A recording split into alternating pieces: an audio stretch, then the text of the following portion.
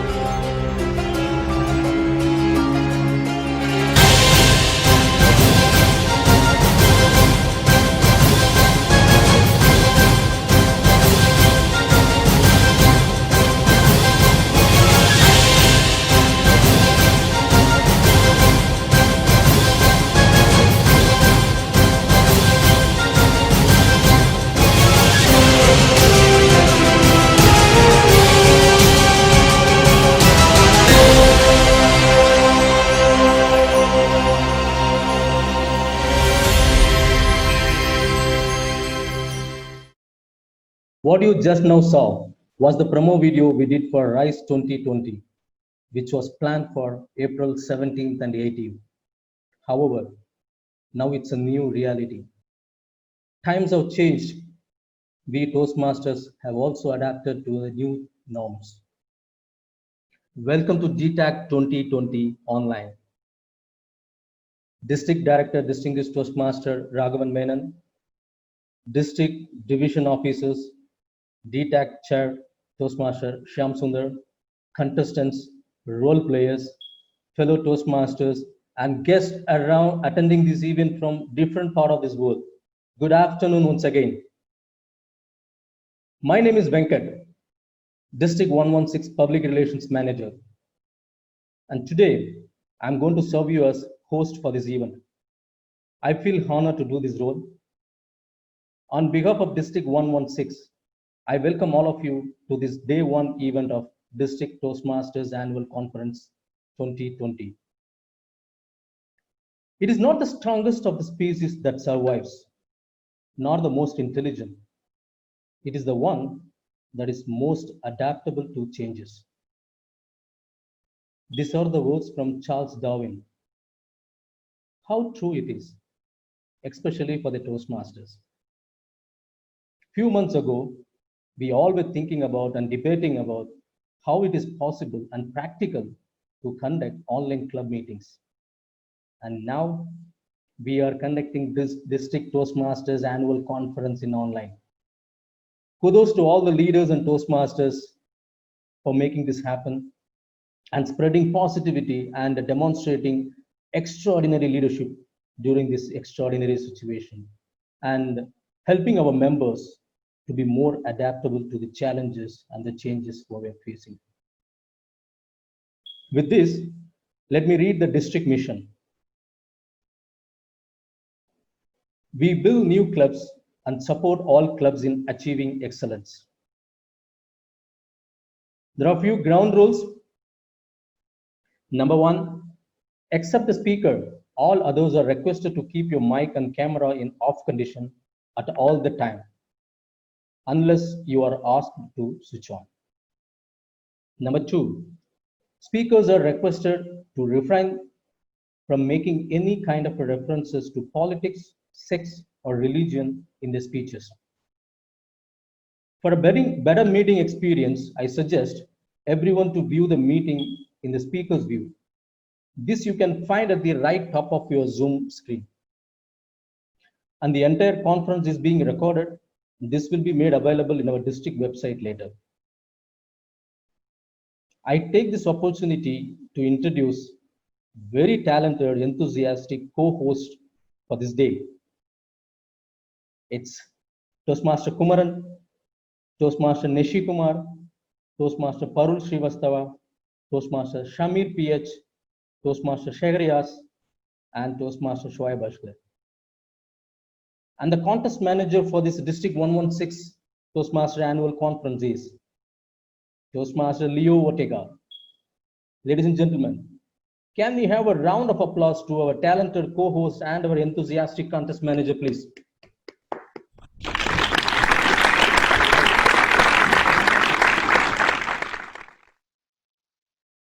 And if you need any technical assistance during the meeting, including the audio video settings or Zoom meeting experience, you may contact any of our co-hosts. In particular, Toastmaster Nishikumar, Toastmaster Kumaran, and me. Our contact numbers are on the screen now. You may please make a note of it. If you need, you can even take a screenshot of that. Thank you. Now, it's a time to introduce and welcome our Master of the Ceremonies to take this event forward.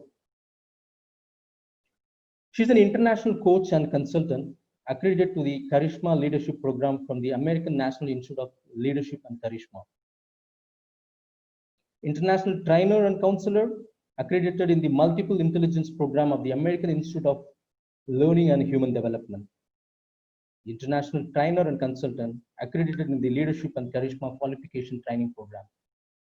She's also an English language coordinator for early childhood for the last 11 years in Qatar. She's a chair for the Talent Committee for the Search and Care of the Gifted Children. She born and brought up in Qatar. She's a Toastmaster for the last 1 year, and she is a member of Hamad Toastmasters Club. Ladies and gentlemen, please help me welcome the young and energetic Toastmaster Gadir Al Yunus, the Master of the Ceremonies, with your round of applause.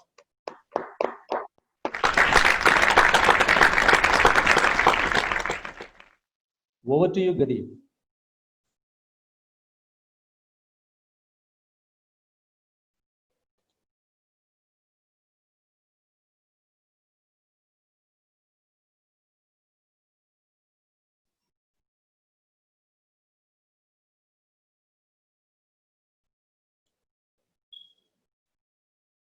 MC Gadir. Gadir has to unmute.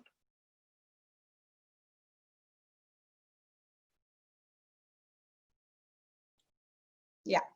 Thank you very much, Toastmaster Venkat, for the kind introduction. Fellow Toastmasters and distinguished guests, good afternoon.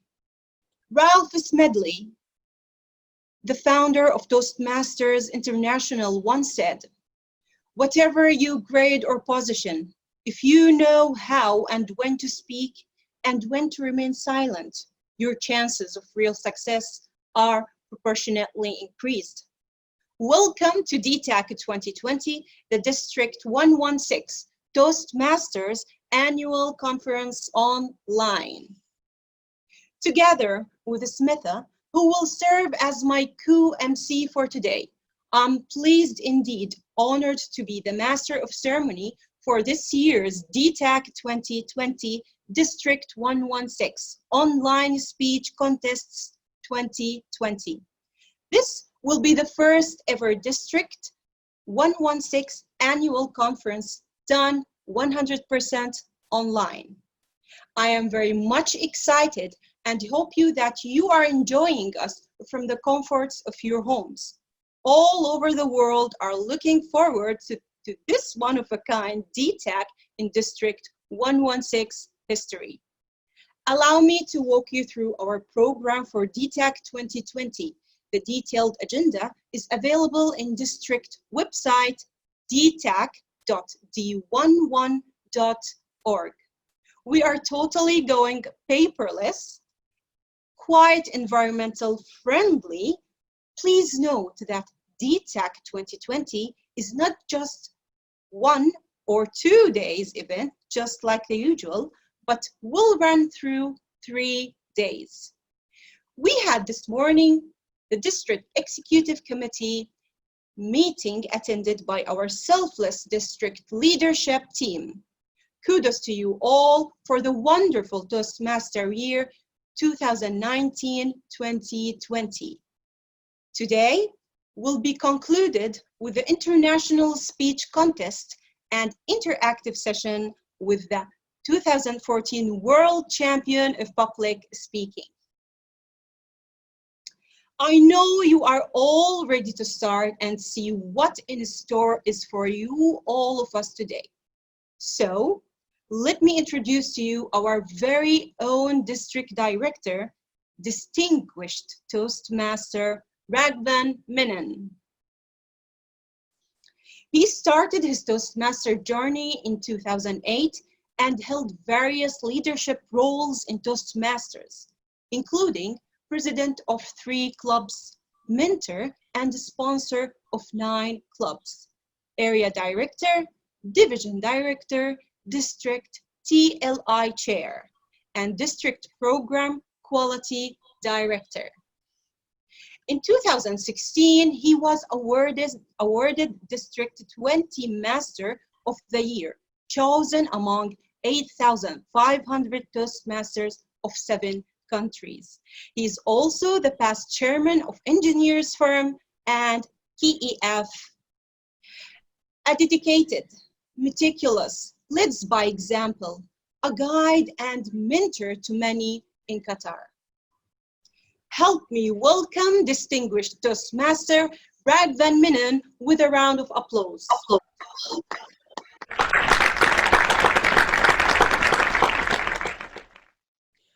Thank you, Gadir, and good afternoon, leaders. Program Quality Director, Thayalan, Club Growth Director, Mansoor Moideen, Immediate Past District Director, Rajishwa Sundaresan, DTAC Chair, Shyam Sundar, and all others, a good afternoon. I declare the District 116 Toastmasters Annual Conference 2020 open. Friends, today is a historic day for District 116. We are having our annual conference online for the first time. Special situations call for special actions. On March 20, 2020, when our district ExCom met to discuss whether to conduct the annual conference or not, our dynamic ExCom leaders were in huge majority to say, yes, we will do online contest. But you believe it or not, at that time, many of us, including me, did not know really how to do online contests. But the last 2 months, all of us have spent so much time and effort to learn this new medium of communication. We had a webinar by our PR manager, Venkat. That was a starting point where we learned what are the tricks of online meetings and many other trainings, some of them even by our region team, the region advisors, Distinguished Toastmaster Ali Shabas Ali, Sunil Kotarathil. They were very helpful in organizing the mock council meetings, mock contests, etc. at a region level. Slowly and steadily, we gain confidence. Now we have become experts in conducting annual contests. World leaders and world champions came visiting us at our homes. Online meetings are so effective now, we have started loving it. Zoom is the hero now. Today, we are going to witness the international contest, world champion of public speaking, Dhananjaya.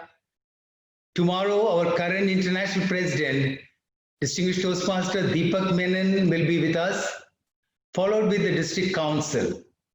Probably one of the busiest weekend all of us are having in District 116. I wish to thank the DTAC team headed by Toastmaster Shyam Sundar, Philip Cherian, and all others who have put in a lot of hard work in the last 2 months to put this in shape. Now, mentioning about the DTAC team, one of the core team member or team of this DTAC was a PR team. This is headed by Toastmaster Ala Afifi. They had done a lot of work behind the scene. They brought out a very beautiful promo video, but all of a sudden things went into a slow motion or uncertainty when this epidemic hit us. So the souvenir which was to be brought out also, I think, was put on a cold store. But when I spoke to her 5 days ago, asking her, can we bring out a e-souvenir? She said, yes, we can, but time is the problem. So I told her, that's fine, then shall we do it on 5th of June, our last day of DTAC, at least that day can we bring out? She said, let me try. But I must say, Allah came out last night and told me that the souvenir is ready. Frankly speaking, I haven't gone through it fully because it just came last night. But all I can tell you is she is a super lady, a super woman who can do miracles. So may I request Toastmaster Ala Fifi now to come on and to release the e-newsletter, e-DTAC souvenir to all of us to see what it is in it. So please request Ala Fifi to come on and do the honors.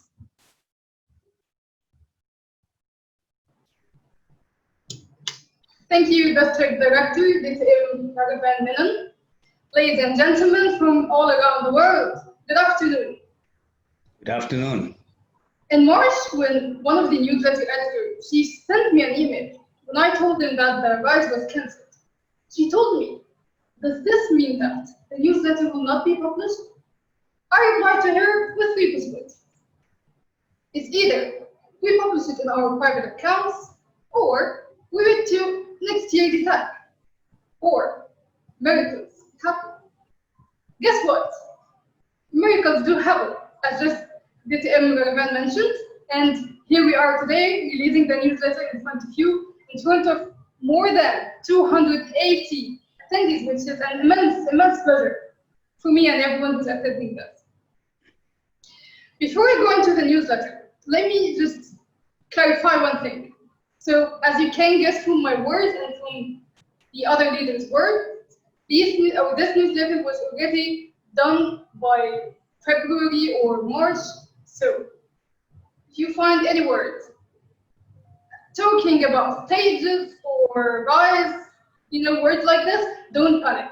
That newsletter was done in February, but what I've added in the past 5 days was all about the agenda, contestants, and stuff like this. So there was no time to rewrite every single article, but I still think it's valid, and I still think we should keep it as a matter of appreciation for the great leaders who've done a great job in the past few months. So, are you ready to go over it? Let us start. Actually, to find the newsletter, you will find it on our website, DTAC.D116.org, and also we will try our best to share it with you via email. I'm going to share my screen now, and let me know if you can see it. Toastmaster Venkat, could you please allow me to share it? Ala, you can share your screen. You have a permission. I can.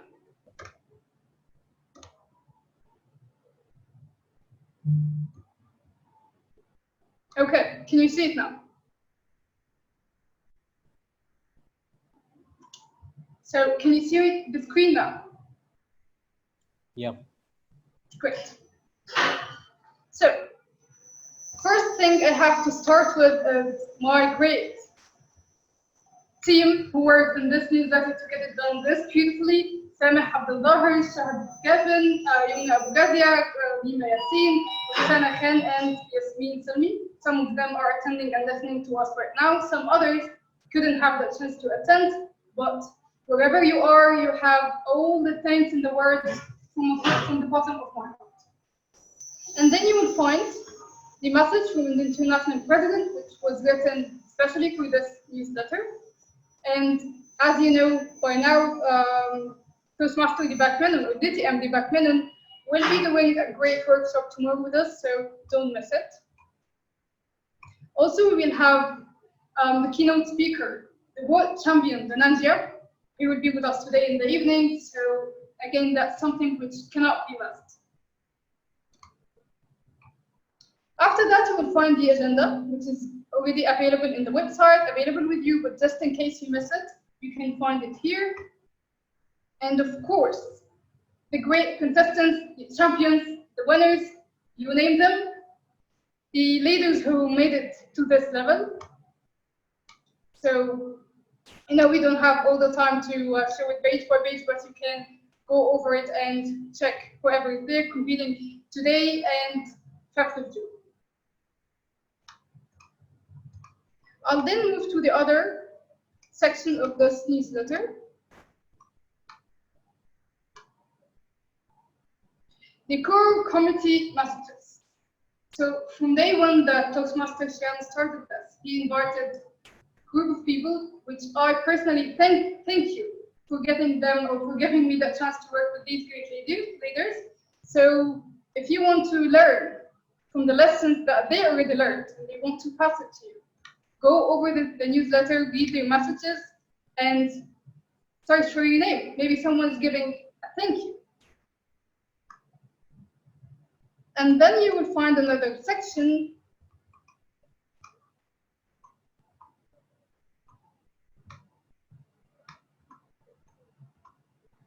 Yeah, it's kind of long. I know it's 70 pages, by the way. So you will need a full day to read it. And I will appreciate if you reserve that day to read it carefully. No, I guess I passed it, this one.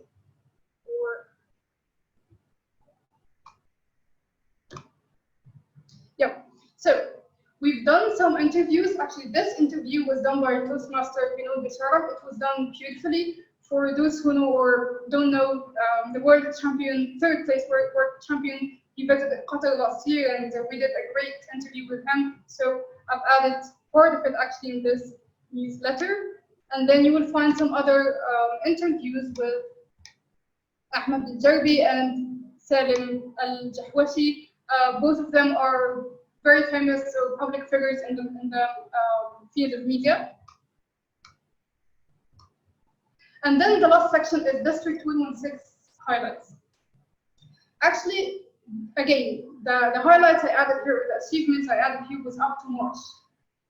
Not only because I didn't have time to add it after March, but because if I added every single achievement that District 116 done this year, I would have taken 200 pages. Seriously, the district is doing a great job, so I've just taken some of these achievements and I've added here. The becoming #1 with district, the club officers training, which was done for the 4 divisions at one day, the Qatar-Kuwaiti meeting, which happened here in Qatar under the supervision of the district head of Armed House Affairs, Toastmaster Abdullah Hamdan, and it was really a great year of achievements. And lastly, as I code it here, somehow it doesn't appear here. I'm going to fix that later. It's really from the bottom of my heart. Thank you for everything you have accomplished, and good luck for everything I'm sure you will do. Thank you so much, and over to you, MC of the day. Allah, could you please stop sharing your screen? Sure.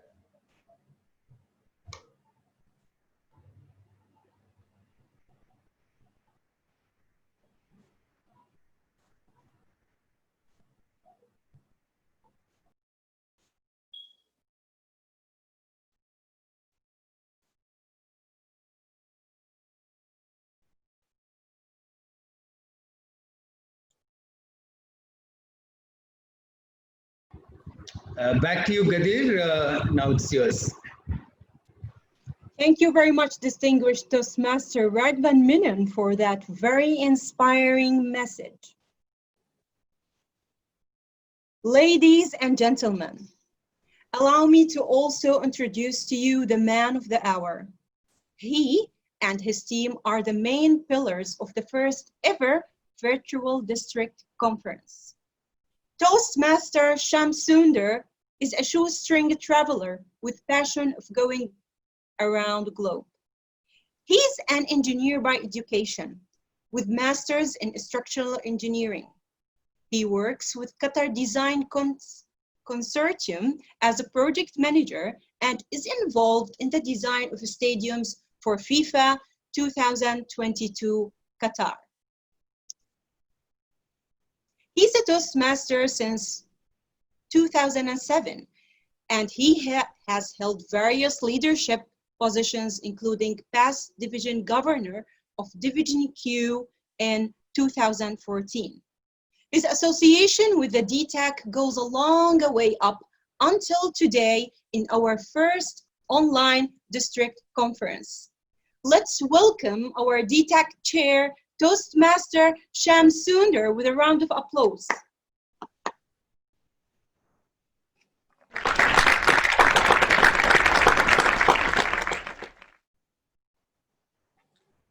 Thank you, Master of Ceremonies, Gadir.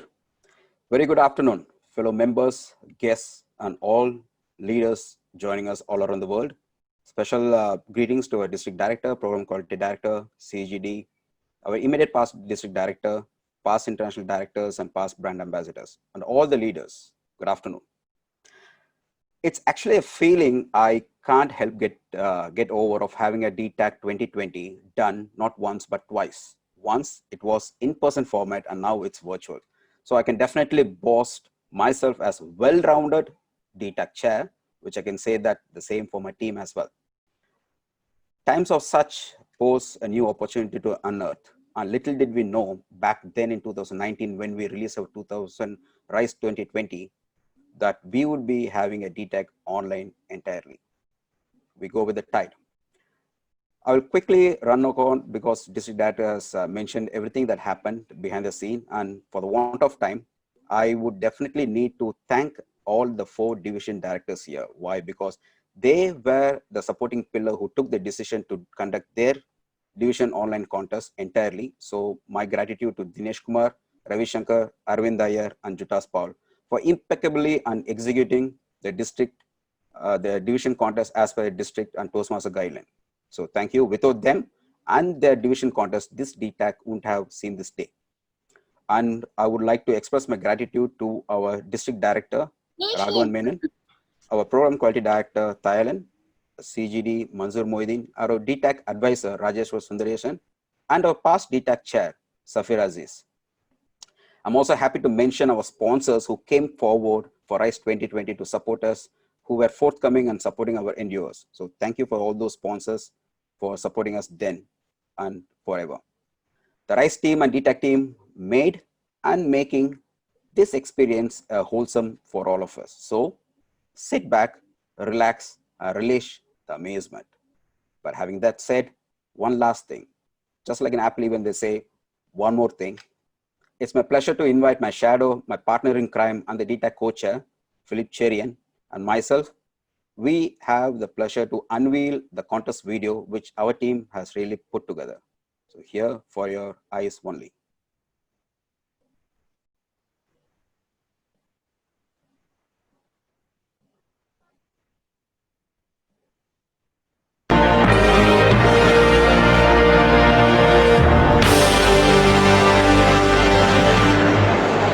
Ladies and gentlemen, welcome to District 116 Toastmasters Annual Speech Conference 2020.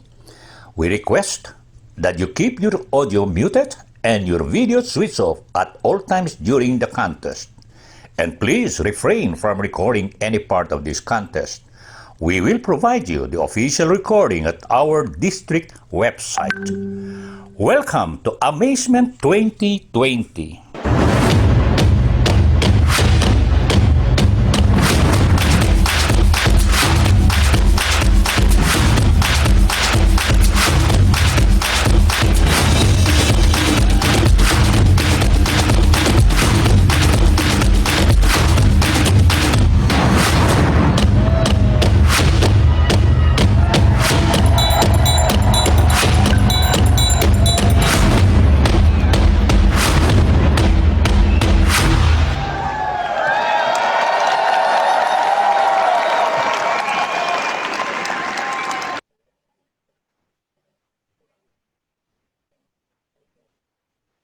So let the contest begin.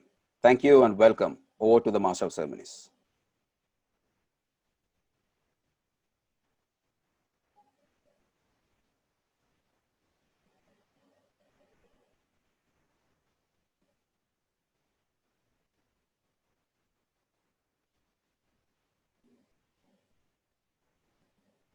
Master of Ceremonies, you can take over. Thank you. Thank you very much, Toastmaster Sundar. Hats off to you and the rest of the DTAC organizing committee. District 116 prides of the support of the members from all its 82 clubs. Being a new district last year, we have accomplished many firsts, just like this online conference. For the next part of the program, Let us get to know more of District 116 through its clubs, areas, and divisions. To tell us more about this, let us welcome our banner parade commanders, Toastmaster Freeda, Lobo, and Toastmaster Shruthy Mammen. Toastmaster Freeda Lobo joined Toastmasters in 2003, founding member and past president of Talking Matters Toastmaster Club. After having taken a sabbatical of 10 years, she rejoined Toastmasters in 2018 to learn, to practice, and to improve her communication and leadership skills. She's currently working at Qatar Meta Coast as their admin manager. Toastmaster Shruthy Mammen is from Doha Bank Toastmasters Club, having a postgraduate degree in business administration. She's an HR specialist by profession with experience in talent acquisition and talent management practices. She is happily married and is a mother of 2 amazing kids. Ladies and gentlemen, let's welcome our banner parade commanders, Toastmaster Freeda Lobo and Toastmaster Shruthy Mammen, with a round of applause.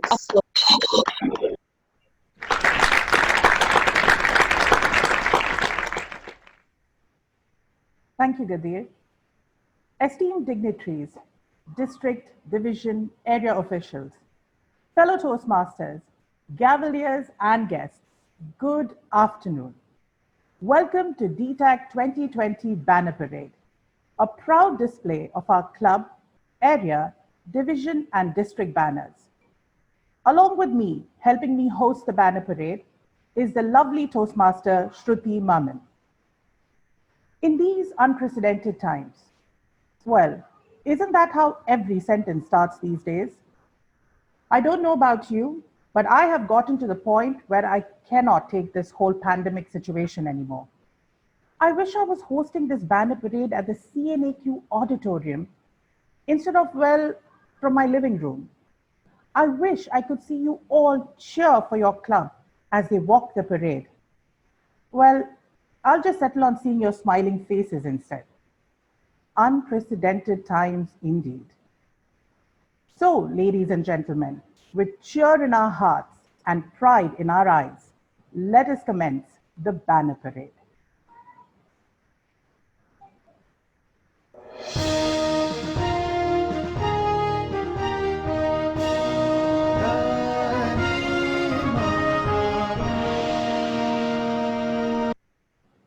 First up is Division A, under the able leadership of Division Director Dinesh Kumar, and it consists of 5 areas, starting with Area 1, led by Area Director Nilufar Samal.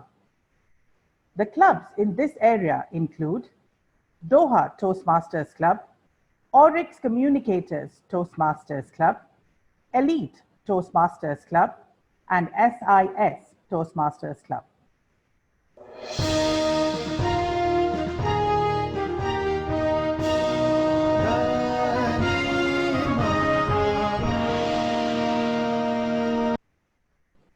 Next, we have Area 2, led by Area Director Saini Krishna.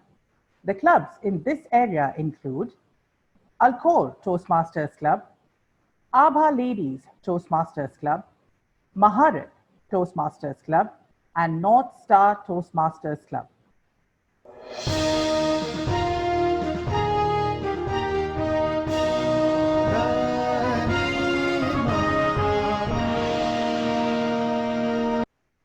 Next is Area 3, led by Area Director Sonia Jadhav. The clubs in this area include Gulfar Toastmasters Club, PSME Qatar Toastmasters Club, and Galaxy Toastmasters Club.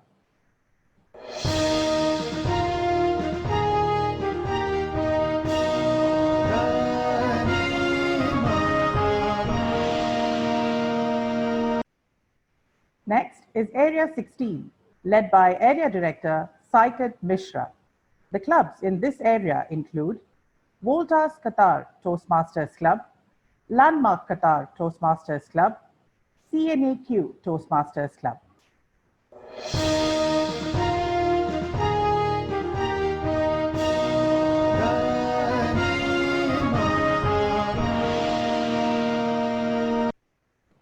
And finally, we have Area 17, led by Area Director M.T. Hamid.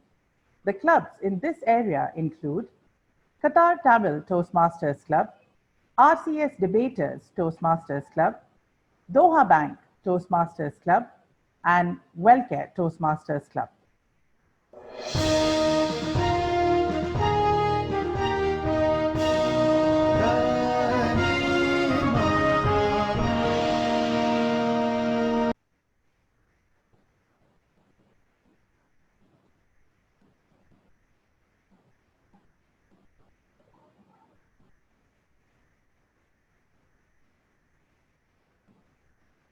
The next division of Division Director Ravi Shankar.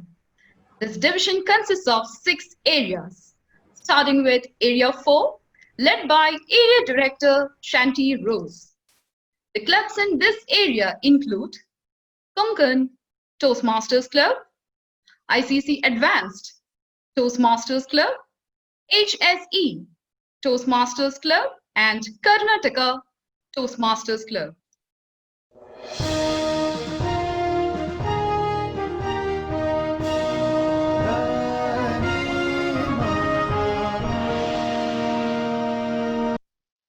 Next, we have Area 5, led by Area Director Shaji Koshi.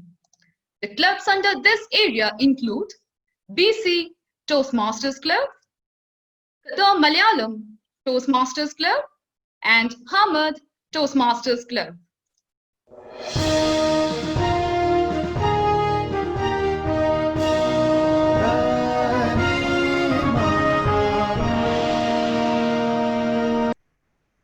Next, we have Area 6, led by Area Director Anupama Kasipatla.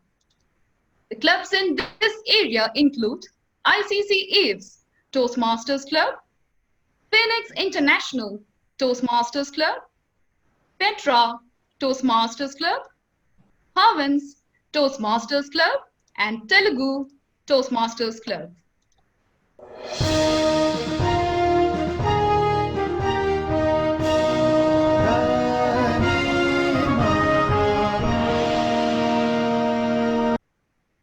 Next is Area 7, led by Area Director Mohammad El Shibrawi.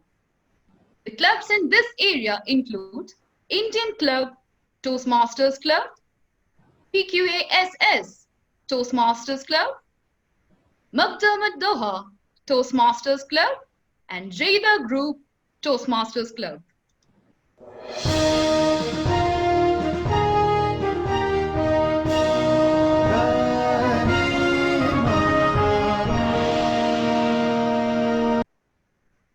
The next area is Area 18, led by Area Director Nafisa M.R. The clubs in this area include FCC Vanita Toastmasters Club, Qatar Laughter Yoga Toastmasters Club, NIA Hindi Toastmasters Club, and Asdika Toastmasters Club.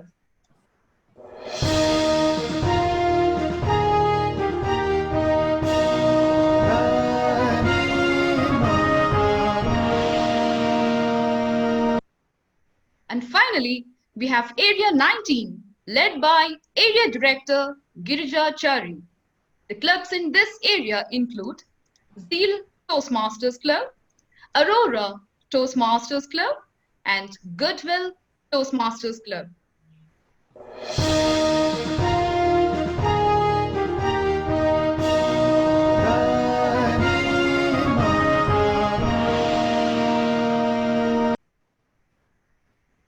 Next, we have Division C, led by able Division Director Arvind Venkatraman Iyer, and consists of 5 areas. Starting with Area 8, led by Area Director Kunikoya Tanyar. The clubs in this area include EF Toastmasters Club, Wakra Toastmasters Club, Doha Malayalam Toastmasters Club, and Malaysian Toastmasters Club.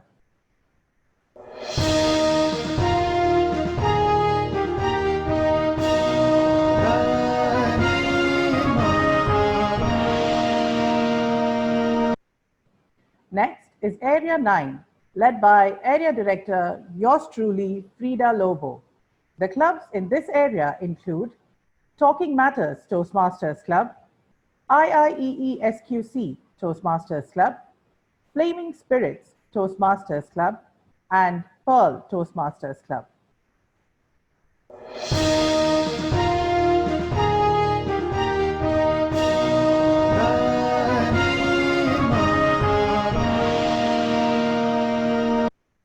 Next is Area 10, led by Area Director Mani Roy Vinakota. The clubs under this area include Al Banush Toastmasters Club, Doha Advanced Toastmasters Club, CA Toastmasters Club, and Mirkab Mines Toastmasters Club.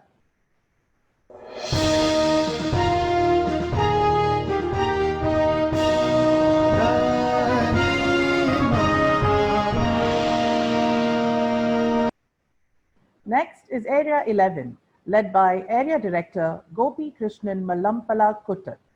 The clubs in this area include ICC 1 Toastmasters Club, Smedley Toastmasters Club, and Sri Lankan Toastmasters Club.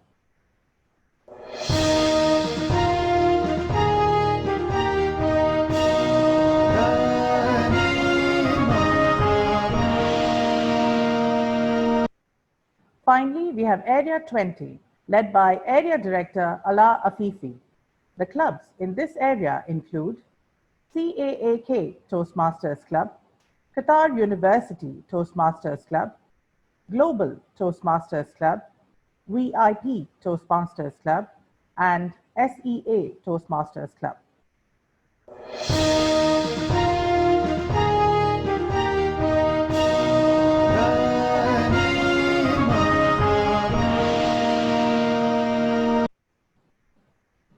Next, we have Division D under the able leadership of Division Director Jutas Pol and consists of 6 areas, starting with Area 12, led by Area Director Leo Ortega. The clubs in this area include Welcome International Toastmasters Club, Redu Toastmasters Club, and Stafford Toastmasters Club.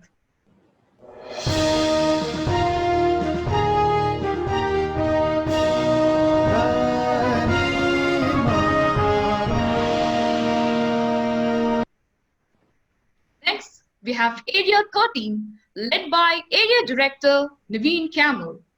The clubs in this area include Qatar Toastmasters Club, Tamim Toastmasters Club, Aspire Toastmasters Club, Commercial Bank Toastmasters Club, and West Bay Toastmasters Club.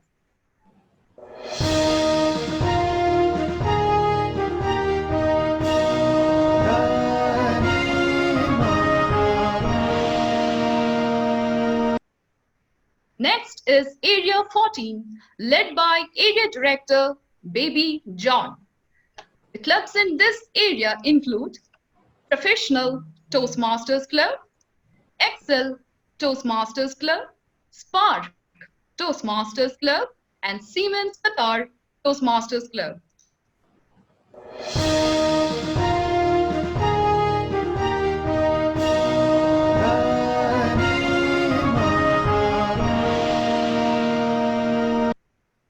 Next, we have Area 15, led by Area Director Sybil Sajid. The clubs in this area include Mekshiani 1 Toastmasters Club, KEF Toastmasters Club, KBPN Toastmasters Club, and Larsen & Toubro Qatar Toastmasters Club.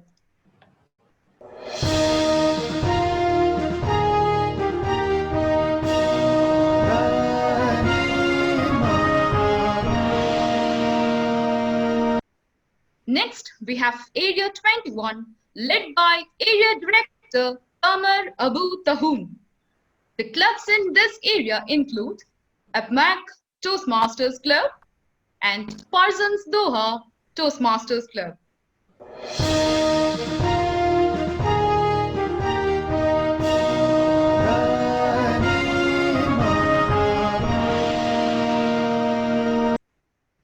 Finally, we have Area 22, led by Area Director Bashir Kavalapara. The clubs in this area include Mindtune Waves Toastmasters Club, SLQS Toastmasters Club, and Mindtune Waves Malayalam Toastmasters Club.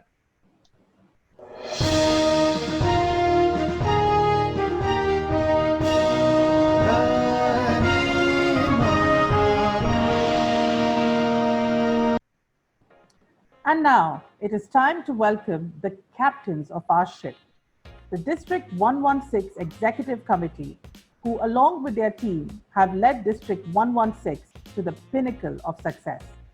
Ladies and gentlemen, let's give a thunderous applause for District Director, Distinguished Toastmaster Raghavan Menon, Program Quality Director, Distinguished Toastmaster Thayalan, Club Growth Director, Distinguished Toastmaster Manzoor Moideen, Immediate Past District Director, Distinguished Toastmaster Rajeshwar Sundaresan, Administration Manager Pavitra Philip, Public Relations Manager Venkatesan K, Finance Manager Suresh Kumar, Head of Arabic Club Affairs Abdullah Hamdan, Logistics Manager Distinguished Toastmaster Rajesh.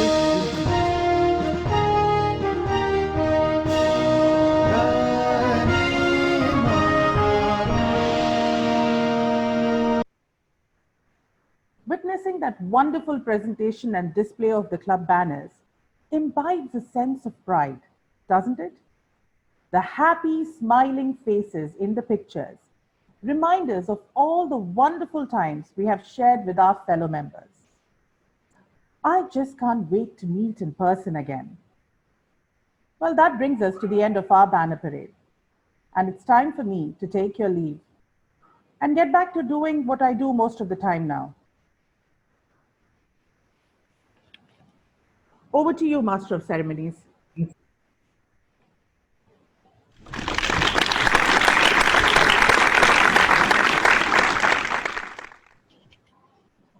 you very much, Banner Parade Commanders, for the wonderful showcase of District 116's strength in numbers.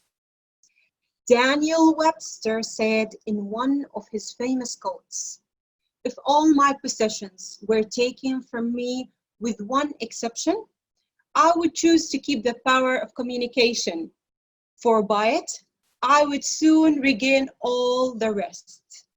Today, the best of the bests from all the 4 divisions in District 116 will battle it out in the public speaking online stage to be crowned as the best speaker in District 116 Qatar.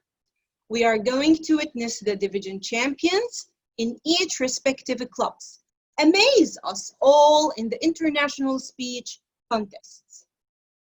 I know we are now all thrilled and are eager to be inspired. So let us start District 116 International Speech Contest 2020. To lead us to the highlight of today's conference, I give you our International Speech Contest Chair, Toastmaster Kirsty Walker.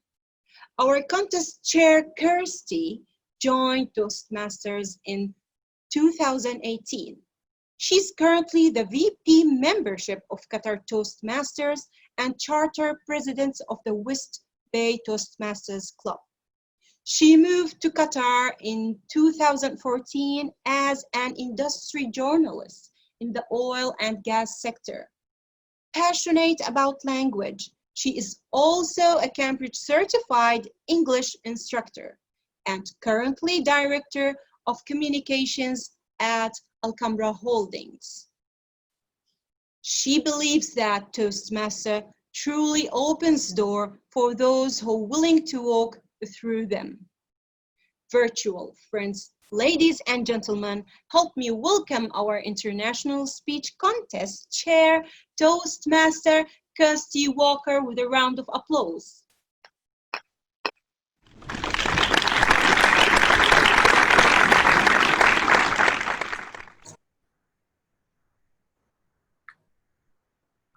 Good afternoon, Toastmasters and guests. Welcome to District 116 Toastmasters Online International Speech Contest 2020. And we're ahead of time, which is fantastic. The purpose of today's contest is twofold. Firstly, to provide an opportunity for speakers to improve their speaking abilities and to recognize the best as encouragement to all. Secondly, it's to provide the audience with an opportunity to learn by observing the more proficient speakers in our midst who have benefited from their Toastmasters training. As you may well know, the first place winner of today's contest will go on to represent District 116 at the Regional Qatar Finals. And if our winner makes it through the Regional Qatar Finals, they'll be competing on the world stage at the World Championship of Public Speaking 2020. No pressure. Some of you may say that today's contest is unusual, but I would call it historic. It's been mentioned already, of course, but this is the first time our district has ever conducted an international speech contest entirely online. In previous years, contestants spoke to a room with 500 or 600 people, no less, but just one room. This year, our contestants are breaking boundaries. They're competing unconventionally. They're not speaking to one room, but to hundreds. In fact, almost 400 already. Contestants need to reach into the audience's personal space, to capture us with their stories in the kitchen, inspire us to action from our sofas, and drive home their message into the comfort of our homes. And they can't see us or gauge the audience reactions. So in my opinion, this year's contestants face the toughest challenge yet. But we know who these Toastmasters are, and boy, are they talented. So if anyone can forge their way to compete on the world stage, they can, and they will. So moving on with the contest. All contestants have been briefed, and I've collected their signed documents confirming eligibility and speech originality. They've also been informed about the online speech procedure and effective delivery of speech on this platform. To ensure the proper conduct of today's online contest, we have a team of tireless, and I can vouch for this, tireless Toastmasters who serve as today's role players. Our timers for today are Kumar Swami and Dilip Venkata. We also have an outstanding panel of judges and ballot counters who I, of course, will not introduce personally, but are led by our wonderful Chief Judge, Anita Samantha. Let's give a massive round of applause to all of these dedicated people.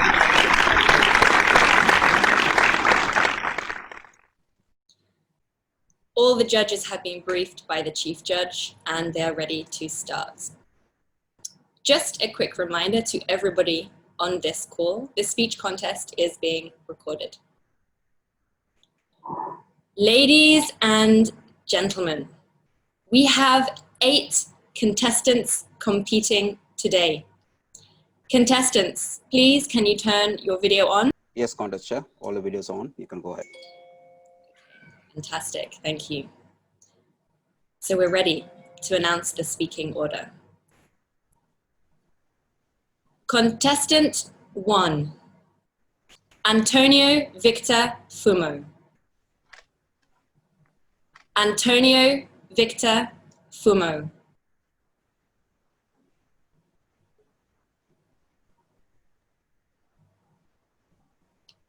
There he is.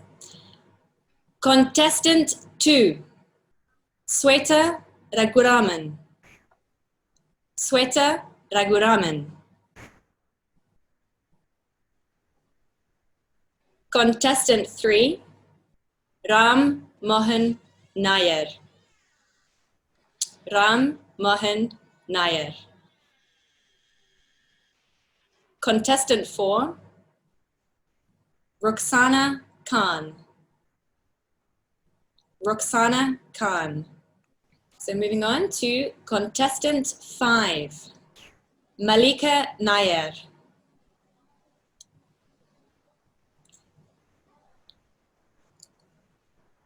Mallika Nair. Contestant 6, Sunil Kumar Menon. Sunil Kumar Menon. Contestant 7, CJ Rojas. CJ Rojas. Contestant 8, Nisha Shivram. Nisha Shivram. Okay, so there we have all of the speakers. We could return the spotlight, please.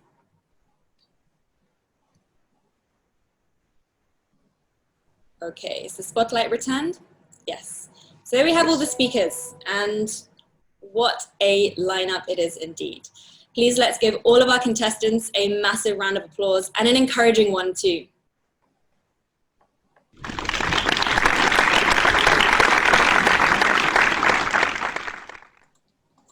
All contestants, now you may switch off your cameras. Thank you.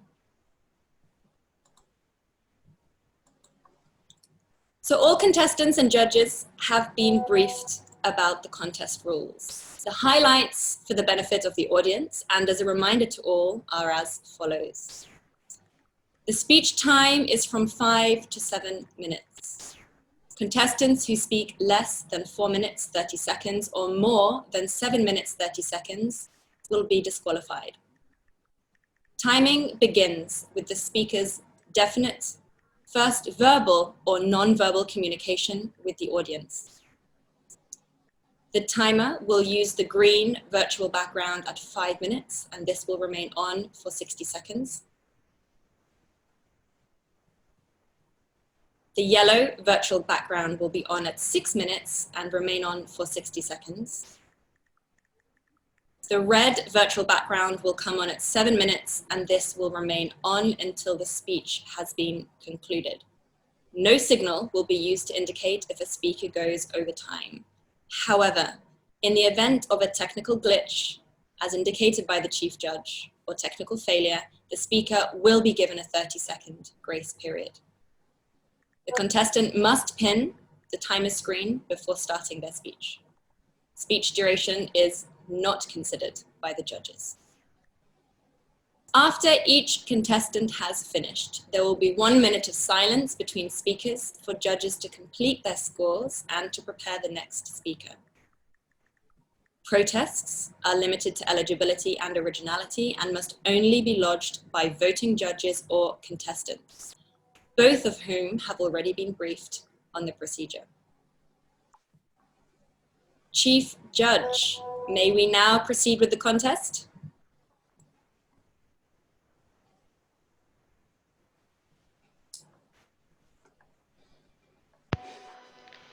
Yes, if all are ready, all the role players are ready. Yes, Contest Chair Toastmaster Kirsty, you may proceed. Okay, thank you very much. So if all the role players are ready, we'll have 1 minute of silence for the first contestant to prepare.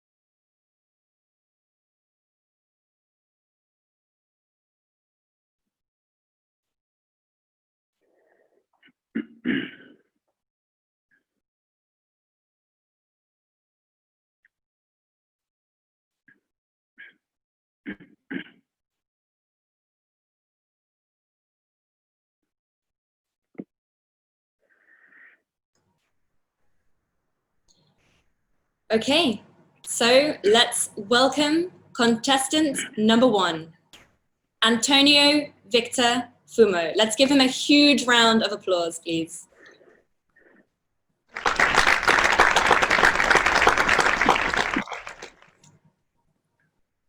Victor, is your microphone unmuted and your video switched on? Yes, it's unmuted. Thank you. Have you pinned the timer number 1 and is the timer visible on your screen? No, I can't see the timer. Okay. They're labeled as timer 01. Yes, I've pinned. Pinned him? Okay, so he is visible on your screen, is that right? Yes, yes. Perfect. Please repeat after me. This is an audio video check for DTAC 2020. This is an audio video check for DTAC 2020. Thank you, Victor. I can hear you and I can see you as well.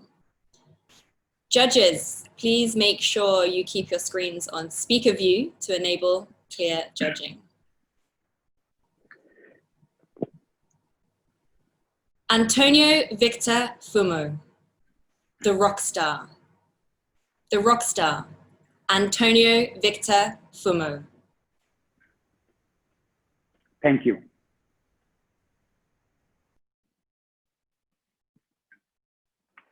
You stink! That was my high school teacher yelling at me in front of the whole class. Students laughed, maybe cheered. The teacher looked around like a hero, but no one recognized the pain of the wounded heart of a 12-year-old boy. Contest chair, fellow contestants, have you ever experienced such a humiliation? Voice of rejection, of condemnation. You are good for nothing. You are useless.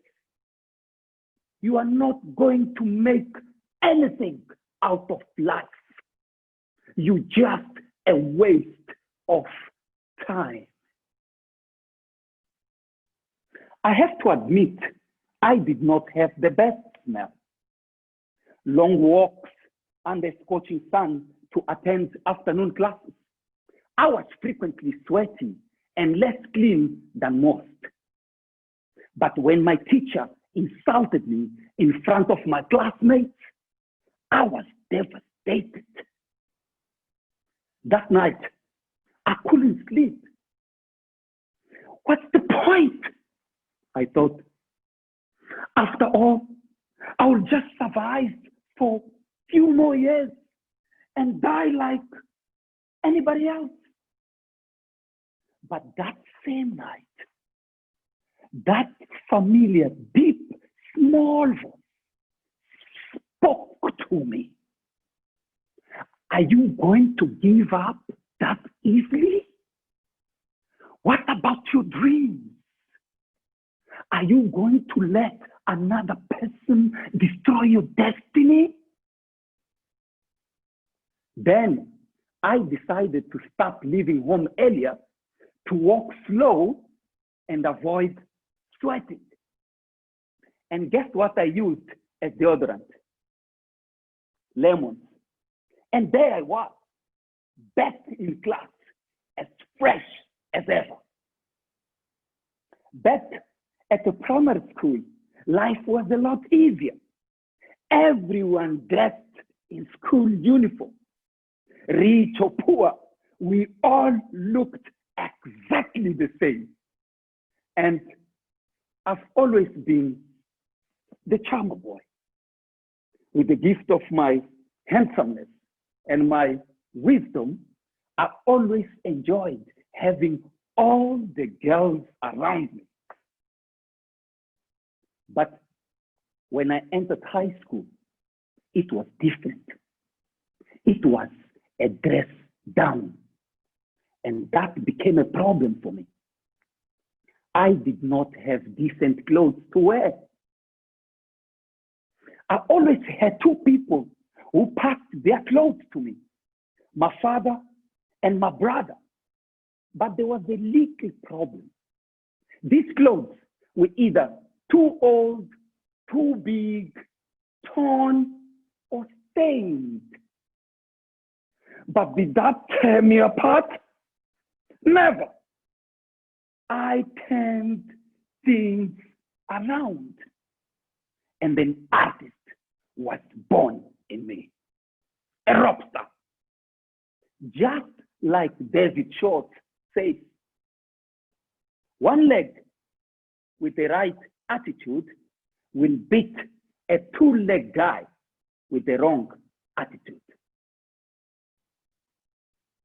Clothes that were oversized and torn, I ripped them further to look as if all was on purpose. In fact, I ripped my jeans first before all these retailers around the world. I think I should claim copyright. We all know Westerners constantly fly to African countries, and I'm pretty sure one of them might have seen me on my ripped jeans and thought, that looks very cool. To my old and stained shirts and t-shirts, I wrote phrases or even poems over it. And since I did not have a school bag, I would walk to a local market in search of decent plastic bags. Those with cool marketing phrases printed on it.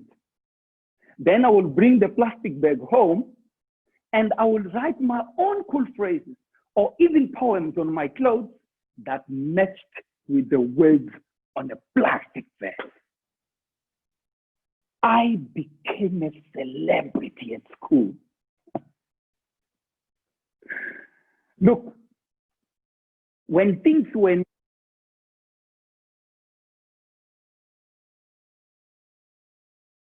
Why me? But instead, I smiled and said, come on, try me.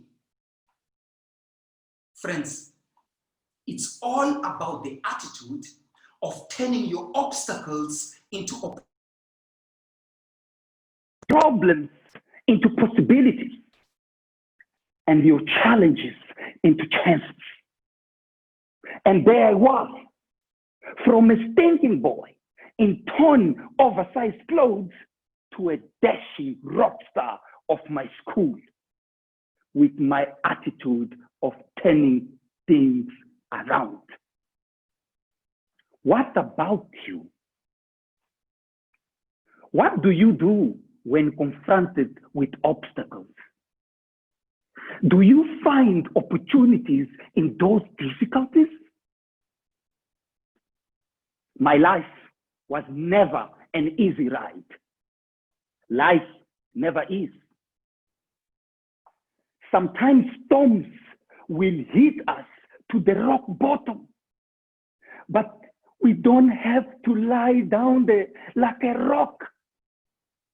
But like an eagle, we can fly above the storm. And if I can do it, you can do it. Contestant.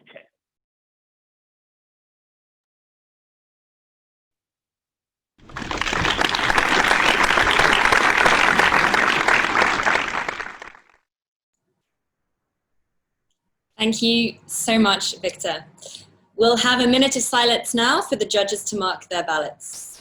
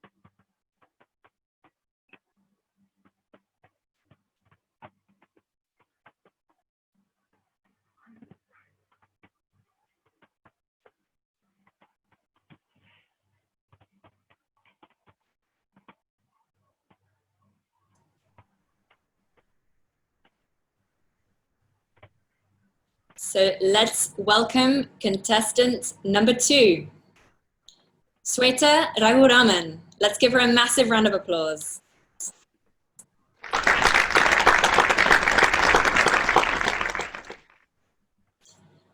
Swetha, is your microphone unmuted and your video switched on?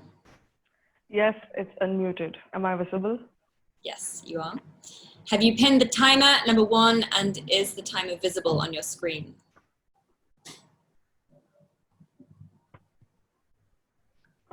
I have pinned the timer. Fantastic. Please repeat after me. This is an audio video check for DTAC 2020. This is an audio video check for DTAC 2020. Great, I can hear you and I can see you properly. Judges, please once again keep your screens on speaker view to enable clear judging.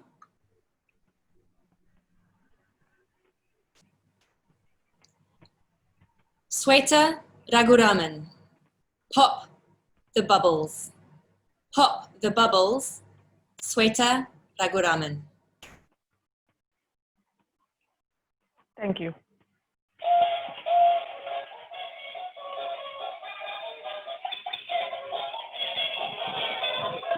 Wow!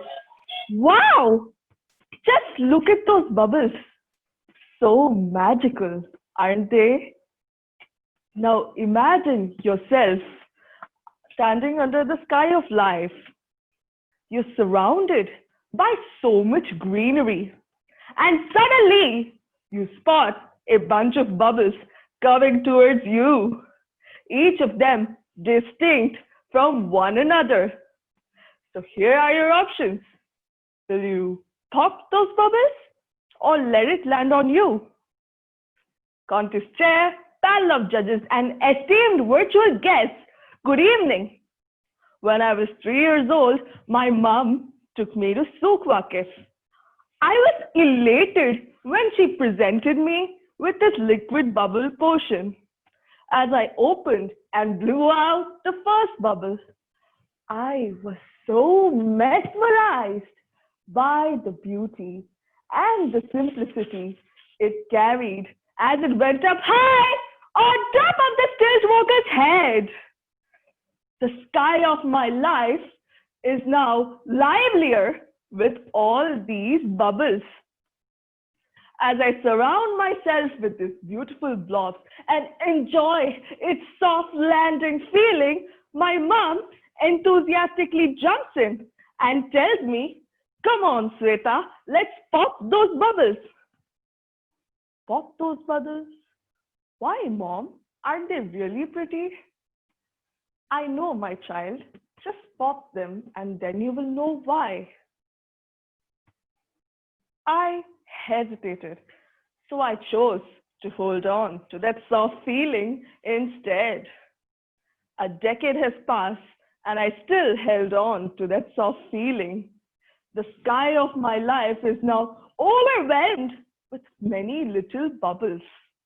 And one such bubble was blown by my dance partner. My dance partner said that my dance moves were amateur and appalling. Her words did break me. My sister insisted me, "What are you doing, Swetha? Go, pop her bubble." I disagreed, so I asked her, "What is there to pop?" I can't ignore her words. Rather than popping that bubble, I stopped dancing since that day. I guess deep down, I realized that these were the same bubbles I played with when I was young. Instead, there was something very different, and such similar bubbles followed me from my dance class till my career. When I landed my first job with full of dreams, aspirations, and promises, one rookie mistake by me changed the impressions that my colleagues had about me. Despite my attempts to fix it and meet their expectations, I was treated with so much hostility, with no room for recognition or encouragement. I got a negative review for my performance, but I never let it affect me. Until one fine day, I received a warning letter which said I was nothing but all talk. That warning letter posed as a giant bubble in the sky of my life, which is now dreary and desolate. Slowly, my self-confidence diminished. The work environment has become so toxic for me to bear. And one day, I just lost the will to go to work anymore. I wanted to get out of this endless conundrum, but I didn't know how. As I weep in my misery, I heard those words again. Pop your bubbles. What? Pop your bubbles? Yes! Pop your bubbles! How can I forget those words? Such a fool I am. My family lifted my spirits and encouraged me by telling me that it is not too late, Swetha. Rise up, believe in yourself and your abilities. Persevere, and that's when you will truly pop those bubbles. Yes, since that day, I never hesitated to pop those bubbles. No one can tell you what you are unless it is you, as quoted by Chris Gardner. Dear Toastmasters, these bubbles represent the limited beliefs that people have about us and our abilities and their preconceived impressions on how we are supposed to be. The more we let their influence land on us, the less we get to live our lives in our own terms. But remember, people will try to influence you. Still, the power lies within us to pop their bubbles and show them what we are by changing their minds. I popped that small bubble that my dance partner has thrown to me. Aren't my dance moves great? This is because I believed I was a great dancer and I persevered to make it happen. I popped that giant bubble which challenged my abilities at work. I believed I was good for my job and I persevered to achieve that result and never let any negativity to reflect on my performance. And I believe you all have your own bubbles to pop, right? So what are you waiting for?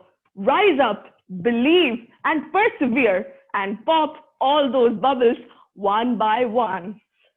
Let's go back to the sky of life. Yes, the same spot. You see those bubbles approaching you? I'm going to pop mine. How about you? Contest chair.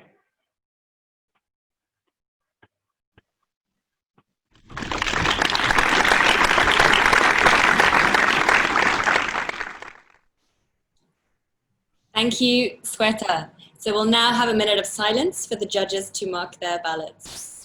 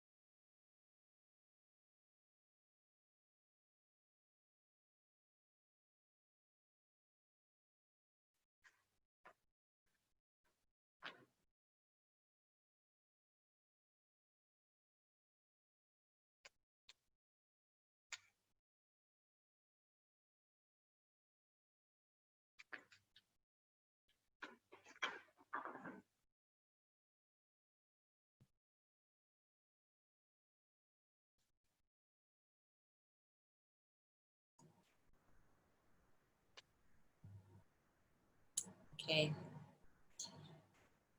So let's welcome contestant number 3, Ram Mohan Nair. Let's give him a huge round of applause.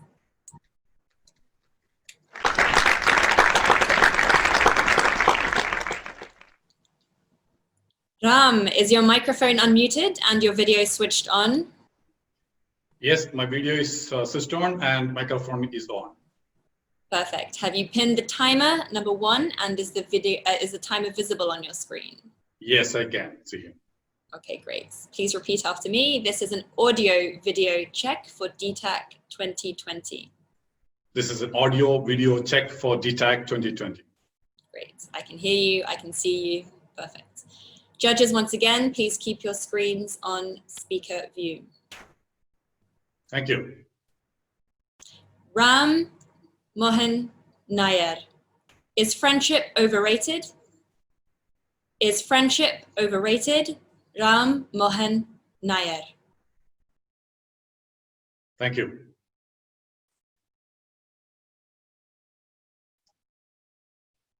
What do you think? Is friendship overrated or a blessing?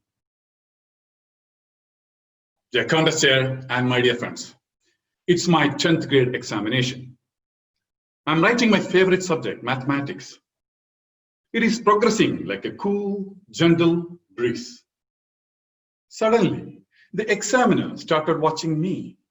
He's staring like a hungry tiger that has spotted a fat deer. You may wonder why I care. I have given some of my answer sheets to my friend Anil. He is weak in math and needs some help. The examiner is coming closer and closer. I started trembling. He sits on a chair opposite to me and asks, "What is that?" "What, sir?" "What is that on your lap?" Then I realize what's going on. I have a handkerchief on my lap to wipe my sweat. The kerchief is white and looks like a cheat sheet. I raise the kerchief. For me, it looks like a peace treaty.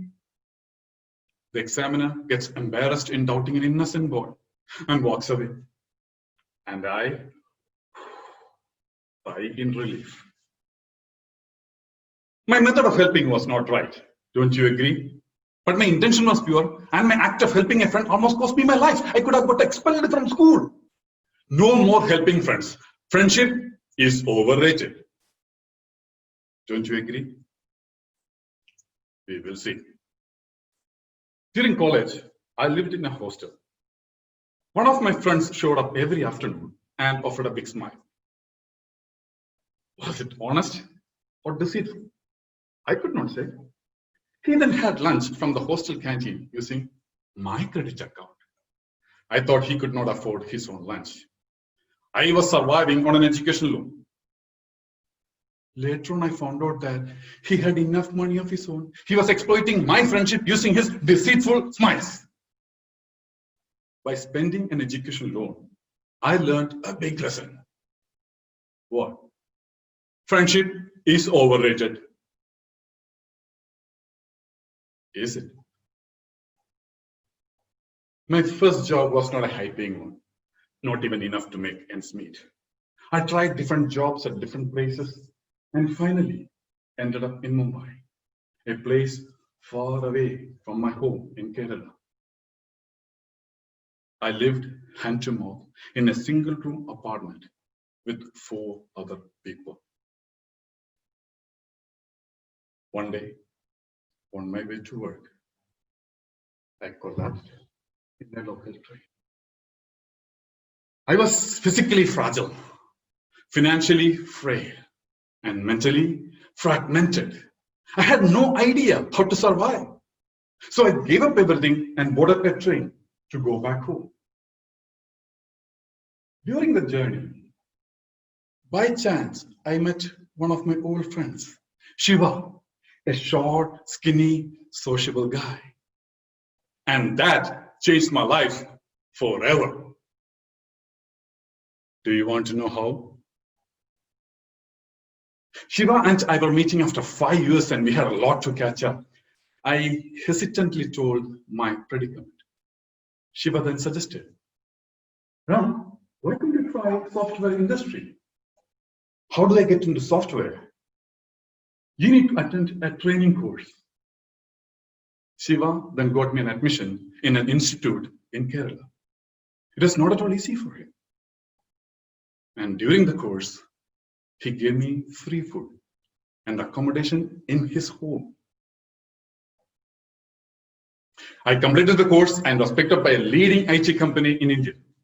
Since then, I never had to look back. My current salary is more than 100 times the salary before the career shift. Please stop calculating. Friends, I am what I am today because of the unconditional love and support given by Shiva, my friend. He helped me to believe that I too can survive and thrive. A kind action from a true friend helped me to realize that friendship is not overrated. Friendship is a blessing. I learned it the hard way. And with that learning, I could help many friends, including Anil. Not the way I helped him in school. I helped him to become professionally successful. Dear Toastmasters, there are genuine ways to help a friend, and there are genuine friends who really need our help. You may ask, how about my example from college? In life, there could be some bad experiences. Don't let them cast shadow in your mind about the value of true friendship. We are going through a challenging time. An economic crash is looming like a storm cloud. Are you keeping your friends close to your heart? Your friends may not require financial support, but they may require support to find a new job, support to acquire additional skills, or emotional support. Always remember this. Ready? It is not the length, but strength of friendship that matters. There is a Shiva in you, a Shiva who can help your friend to achieve goals, a Shiva who can help your friend to dream, a Shiva who can help your friend to win this battle called life. The question is, do you believe that you can make a big difference for your friends? I cannot hear, I cannot see you, but I can really feel that. Your answer is a resounding yes. Let everyone around you realize that your friendship is a blessing. Contestant.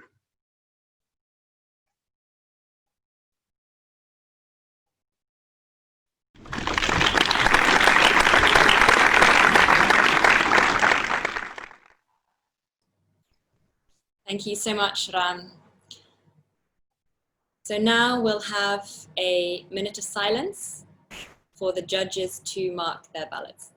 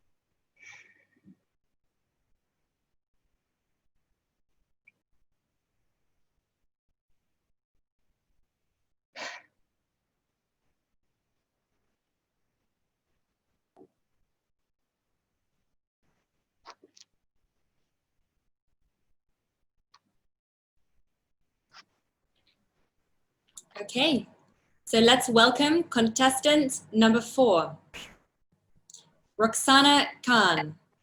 Let's give her a huge round of applause.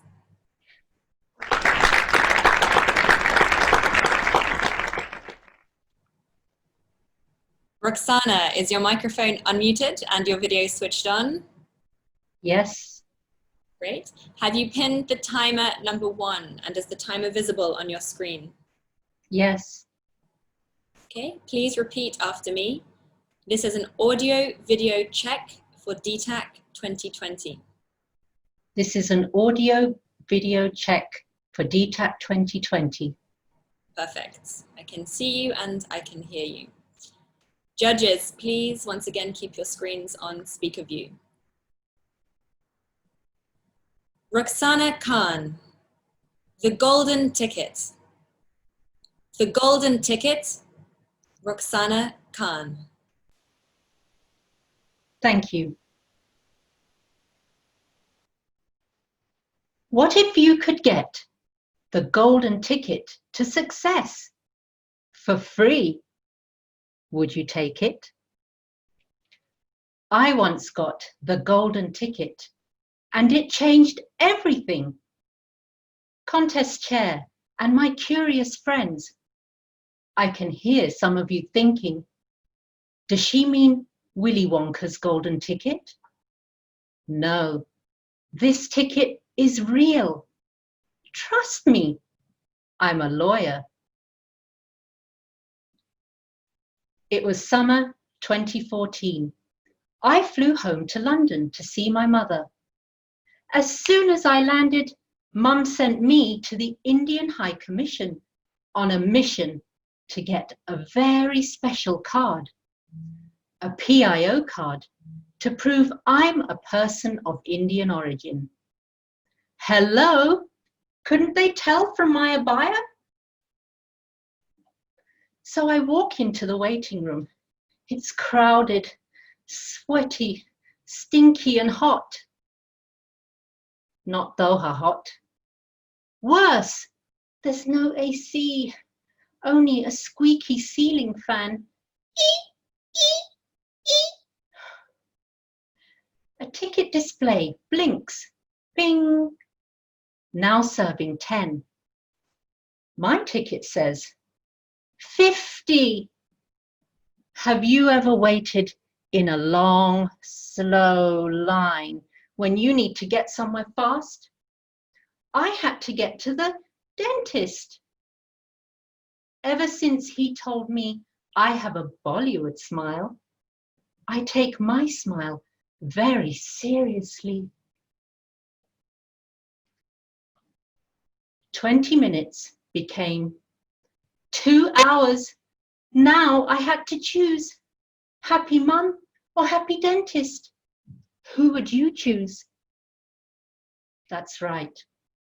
If I didn't choose mum, you'd see my fate on CNN. Mother kills daughter over mission impossible. Oh. Are you in a hurry, dear? It was the little old lady sitting next to me. She was wearing a pink sari, a bindi, and jasmine perfume. I nodded. She smiled and showed me her ticket. Guess what? She was next. Bing! Clutching her cane, she leaned in and whispered 3 words that changed everything. Come with me. So I did. The woman at the window glared at me through the glass. Even fire couldn't melt her ice-cold stare. Show me your ticket. I flushed with embarrassment. You know the feeling when you're caught red-handed? Seeing the sticky situation, my new friend came to my aid. We're together. She's my niece. The Ice Queen glared. Bindi? Abaya? Do I look like a fool?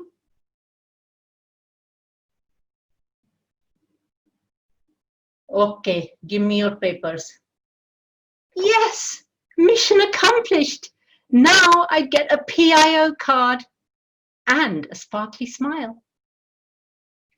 But the lawyer in me kept wondering, why did this auntie help me for free? Do you know someone like Auntie? Someone who helped you for nothing in return? How can I thank you, Auntie? No need, dear. To get is human. To give is divine. When you give, you get much more. When you give, you get much more. What more? Her words flew with me back to Doha, closing my eyes on the long flight. I saw for the first time I was a giver who didn't just give. I expected something in return, a reward, a recognition, or at least a thank you. And if I didn't get one, I felt mad or sad or let down. Can you relate?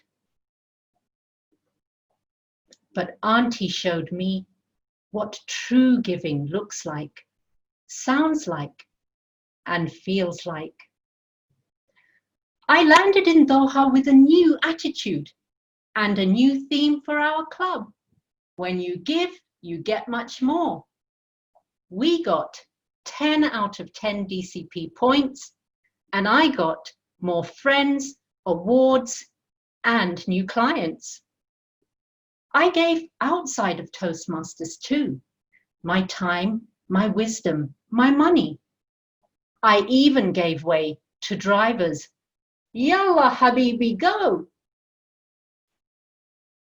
When I stopped expecting, I got unexpected results. My life became less stressed, more blessed. Everything changed. That summer, I learned a powerful lesson. Inside every successful person is a giver, and their golden ticket is giving without expecting. Friends, we all enter life's waiting room with a number, and one day our number will be up. What's your mission while you wait? Give and watch what happens. Your good deeds, kind words, and warm smiles will melt icy hearts, lift your spirits, and change everything. When you give, you get much more. You get the golden ticket to success. Madam Contest Chair.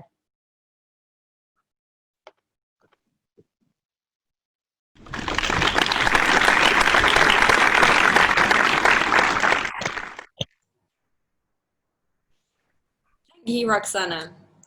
So now we'll have another minute of silence for the judges to mark their ballots.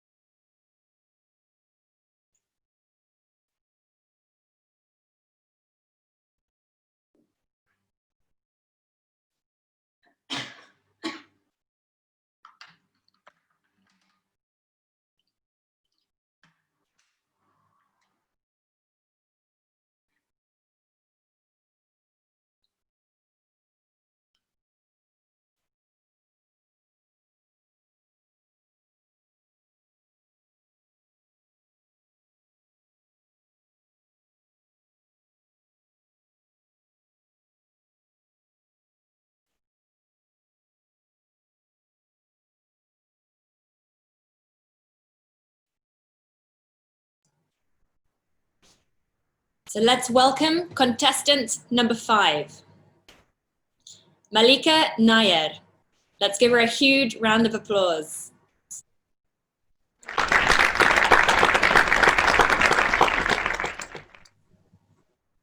Mallika, is your microphone unmuted and is your video switched on? Yes. Have you pinned the timer number 1 and is the timer visible on your screen? Yes. Okay. Please repeat after me. This is an audio video check for DTAC 2020. This is an audio video check for DTAC 2020. Perfect. Thank you. I can hear you and I can see you. Judges, once again, please keep your screens on speaker view. Mallika Nair, are you in control? Are you in control? Mallika Nair. Thank you. When you're driving, you should know all your controls and you have to be in control. But at times, we presume that we are in control and make mistakes.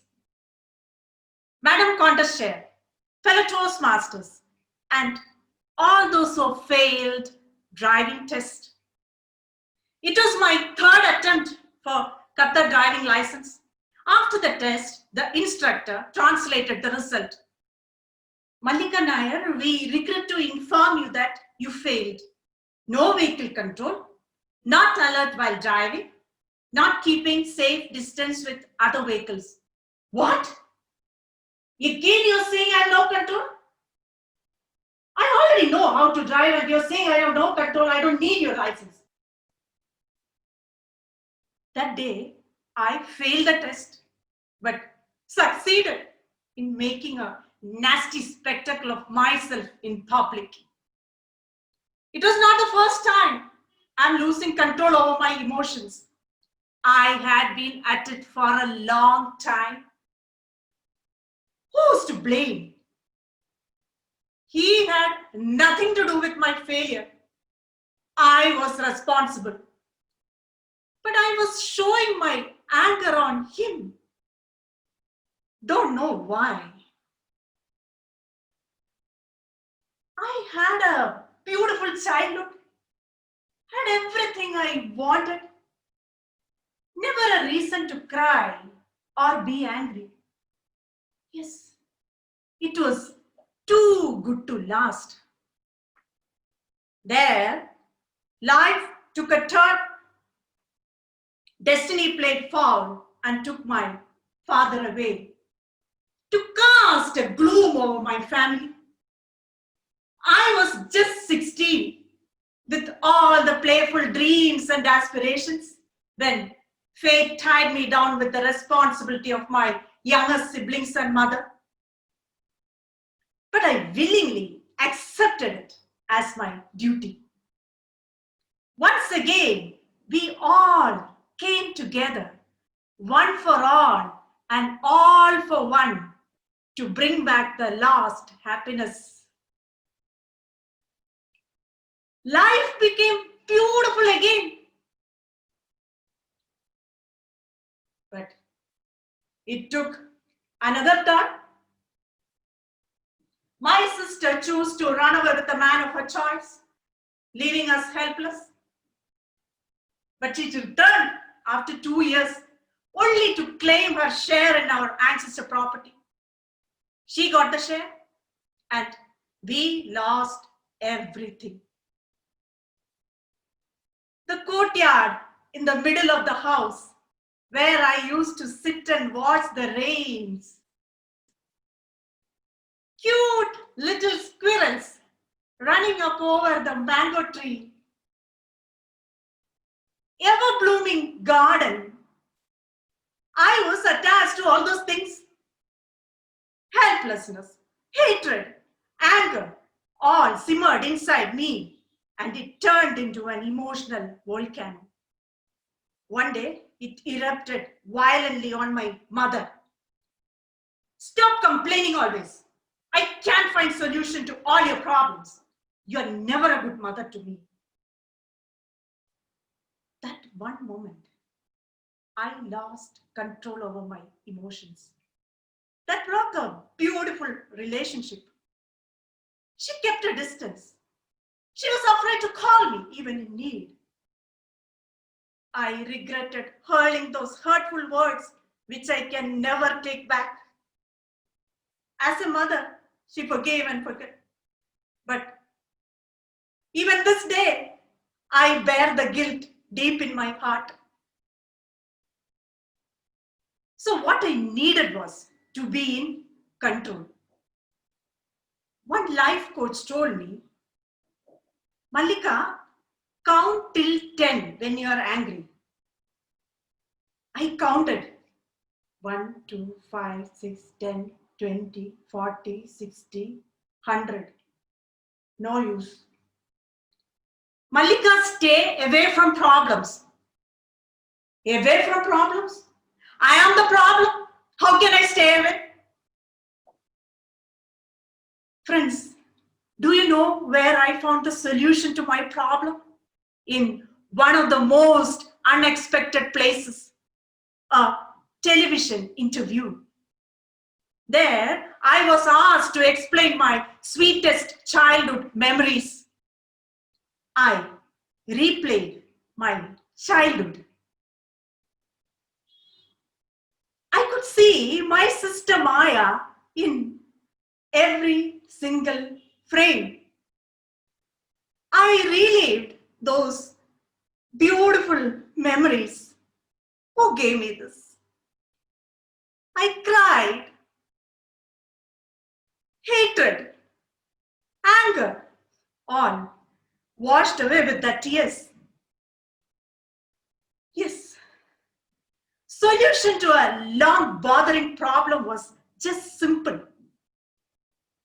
Release all pent-up emotions. Think from other person's point of view and let go the feeling I am always right. Friends, our differences can be diffused with a smile. Disputes can be settled with forgiveness. Sorrows can be eased with a kind word. Don't lead a miserable life thinking you are always right. Life is a long drive. We cannot control others, but we certainly can control ours. Don't presume license is the only thing you need to drive safe. At times, you may take retest to know your controls and to be in control. By the way, are you in control? Contestant.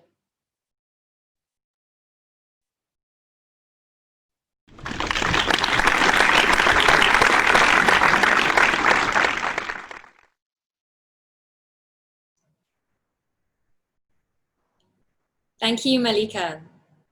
So we'll have a minute of silence again for the judges to mark their ballots.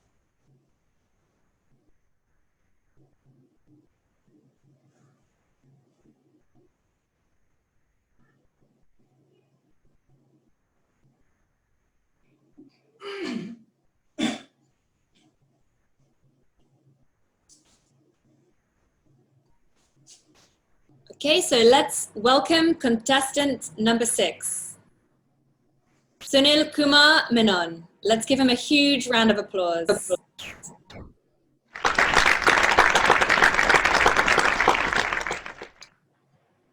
Sunil, is your microphone unmuted and your video switched on? Yes, both are on. Fantastic. Have you pinned timer number 1 and is the timer visible on your screen? The timer is visible and I have pinned him now. Perfect. Please repeat after me. This is an audio video check for DTAC 2020. This is an audio video check for DTAC 2020. Thank you. I can hear you and I can see you properly. Judges, once again, please keep your screen on speaker view. Sunil Kumar Menon, legacy of a layperson. Legacy of a layperson, Sunil Kumar Menon. Thank you. Someday, each one of us would lie speechless, motionless, emotionless. That day, our speech called life would conclude without any extra time. That day, we would exhaust all opportunities to make any difference to this world. Everything amassed till that last breath would have to be just discarded. But among all that to be left behind, we can choose now to leave back a legacy. Contest chair, honorable judges, and all my other mortal friends, you might say, legacy. Sure, legacy does sound like a heavy word to digest. So I'll make it sound simple and achievable. While we are alive, let us strive to be useful to others. I grew up watching my dad train his colleagues, strangely, in our living room. He trained them free to pass a technical exam to become a flight dispatcher like himself. On many occasions, I was upset that these sessions happened in the evenings when I had to watch Tom and Jerry on TV. On other occasions, Dad would train. One day I asked Dad, Daddy, why aren't their dads not teaching those uncles? Dad then replied, son, by God's grace, Dad has been able to learn and understand many interesting subjects. This knowledge too would die when I'm gone. But today, if I could share it with others, it could help them build their lives and perhaps they would build someone else's. I absorbed every word Dad told me that day.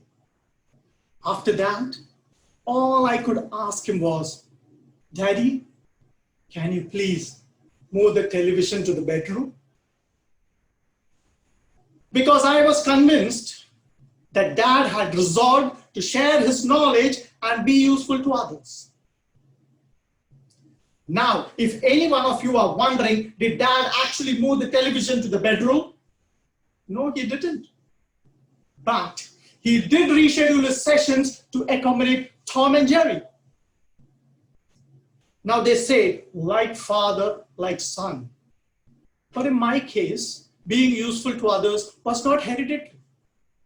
For 4 decades of my life, I was a snob. I smiled only at a select few. I hated imperfection, and I rarely gave a compliment.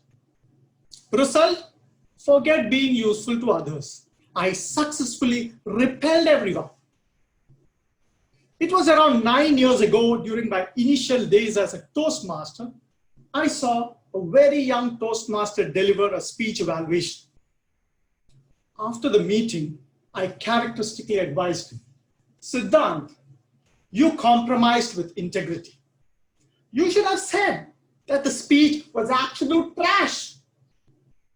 Siddhant calmly replied, Sir, if I did that, it wouldn't be integrity. It would be insensitivity. I believe to draw someone out of their mediocrity, and inspire them to improve is integrity. That profound statement from a younger person got me thinking. What use would it be if I ripped apart someone? Instead, what could I do to be of use to someone? Believe me, I had to start with, Sunil, it's okay to smile at everyone. I then persevered with polite words of support at home, work, everywhere. Slowly, I started seeing goodness in everyone. Slowly, I felt the urge to support everyone. Today, in terms of numbers, I have only 4 official, but more than 20 unofficial mentees in Toastmasters. At work, colleagues who had written me off as mean now approach me to discuss career aspirations and learning needs. As I explored ways to be useful to others, I realized that the negativity in my blood made me special. Perceptions changed to, oh, negative, because O negative made me a universal donor. Today, if I don't do my little bit at the blood bank, I feel miserable. That somewhere within me, 450 ml of blood is flowing uselessly. And that would be a loss of opportunity to be useful to someone. Today, I take care of my health, not only for myself and my family, but also for some unknown person who could benefit with my blood.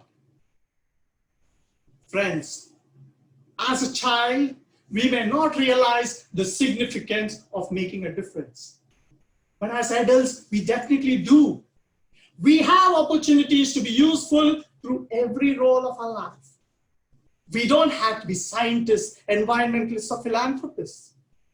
Even as a good colleague or neighbor, as a helpful Toastmaster, or a blood donor, we could be useful to others.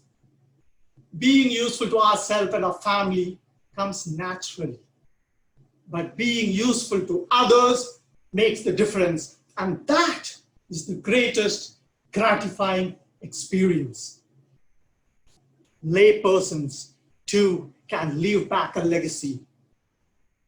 Just be useful to others. Be useful to others. Contestant.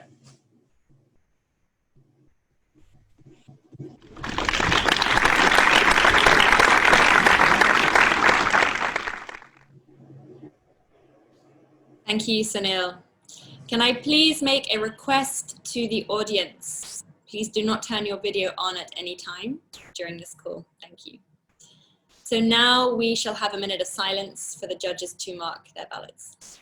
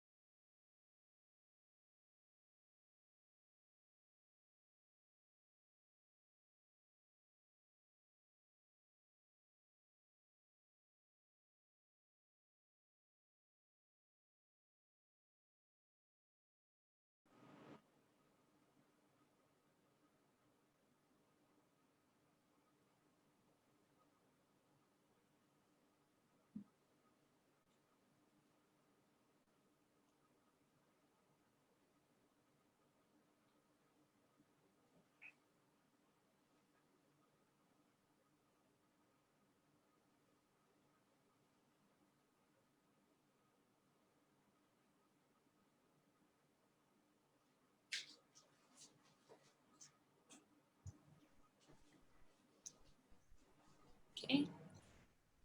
Great, so let's now welcome contestant number 7, CJ Rojas. Let's give him a huge round of applause.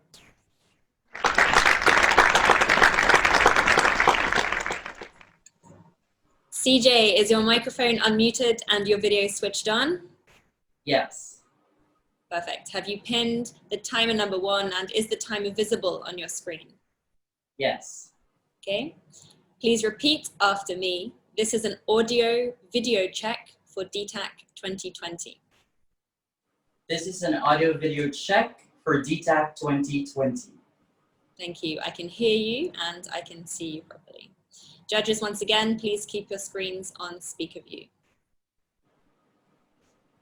CJ Rojas, the Dream Weaver. The Dream Weaver, CJ Rojas. Thank you.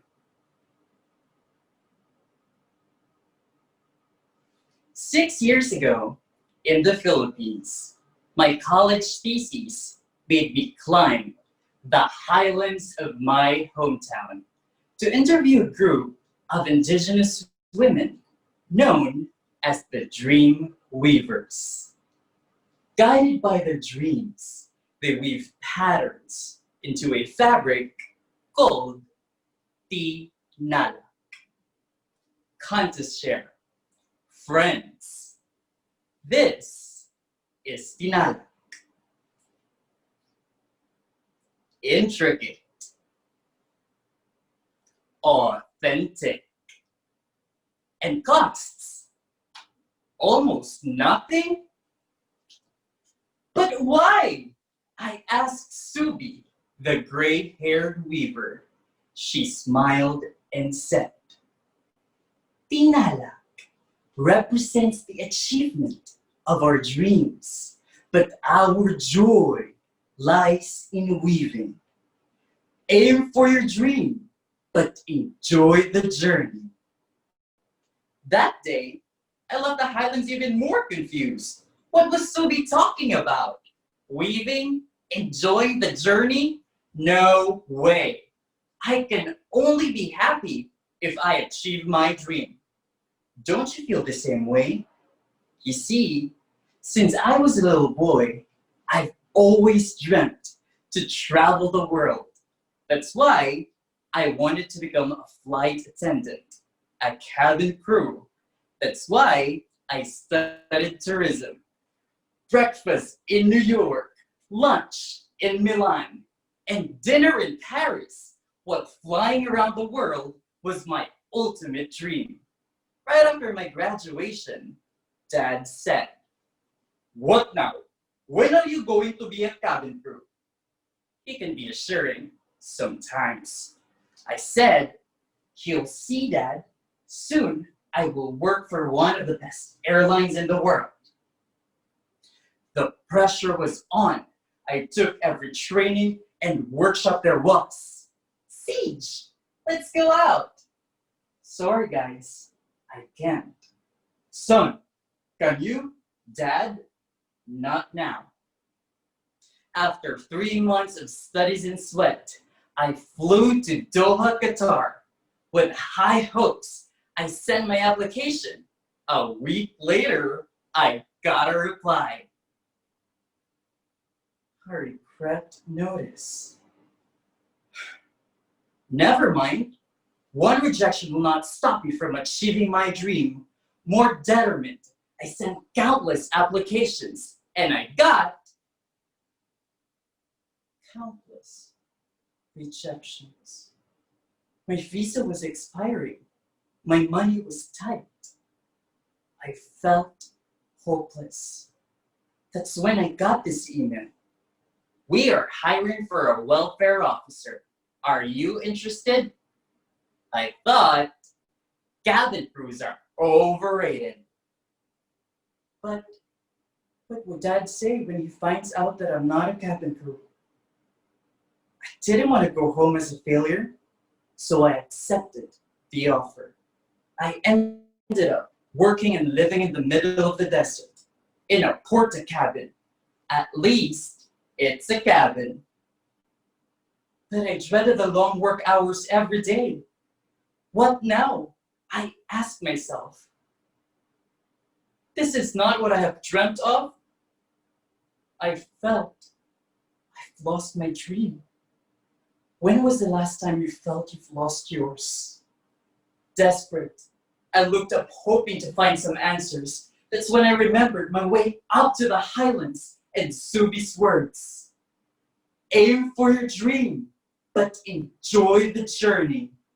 I realized I was so caught up in achieving my dream that I forgot my friends, ignored opportunities, and missed family moments. How about you? Are you enjoying the journey? Since that day, I started to appreciate the new pattern that life presented me in the porta cabin. I discovered my gift in human resources. I got promoted in my job, and I traveled the world. I didn't need to be a cabin crew after all. In life, when you stop the pressure of chasing your dream starts chasing you.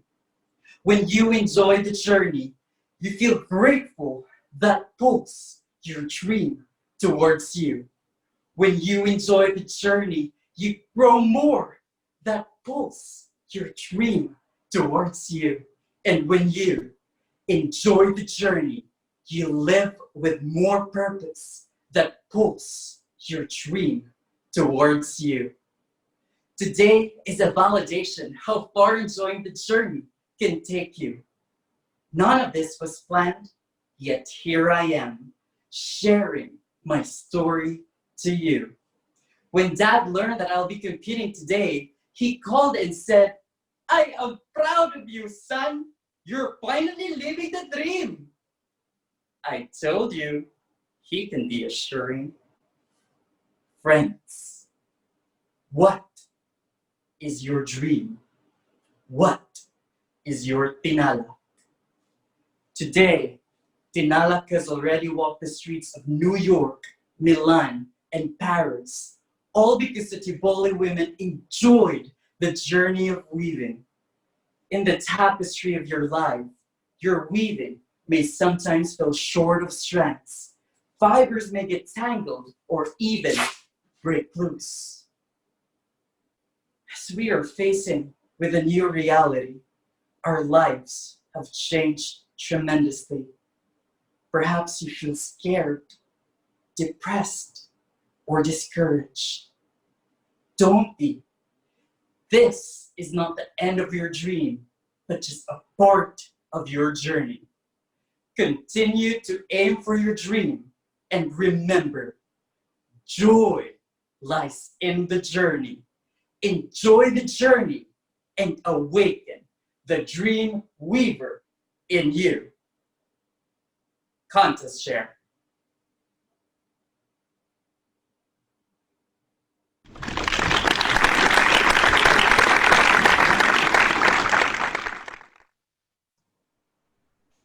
Thank you, CJ. So now there'll be 3 minutes for the judges to finalize their ballot and subsequently submit it to the chief judge.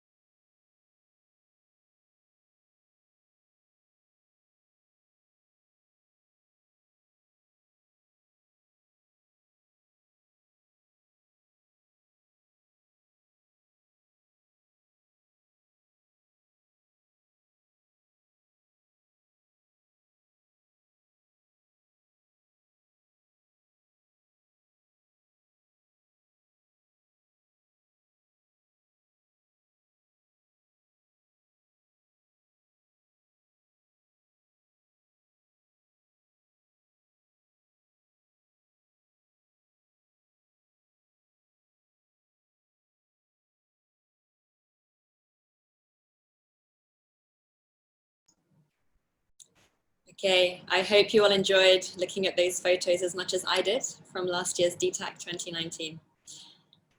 So to recognize all of the contestants' hard work and contribution at this level, we're going to present them each with a certificate of participation. So I shall do this in speaking order. Antonio Victor Fumo.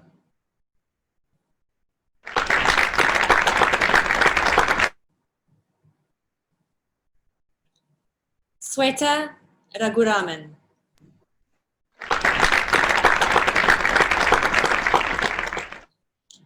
Ram Mohan Nair.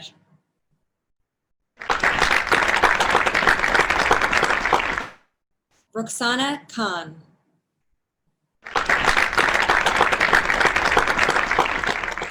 Mallika Nair.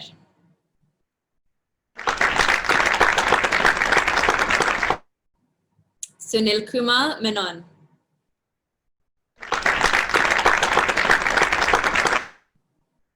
CJ Rojas.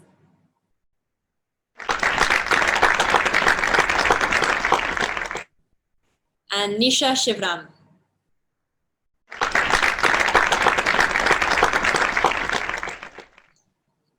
So congratulations to all 8 incredible speakers there. I thoroughly enjoyed that. I hope you did too. So that, my friends, concludes the District 116 International Speech Contest 2020. That's it from me for now. We shall, of course, announce the winners later. In the meantime, I'll hand back to our lovely MC, Radir. Radir, are you there?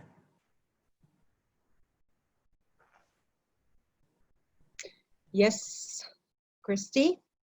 Thank you, Toastmaster Kirsty, for the wonderfully orchestrated international speech contest.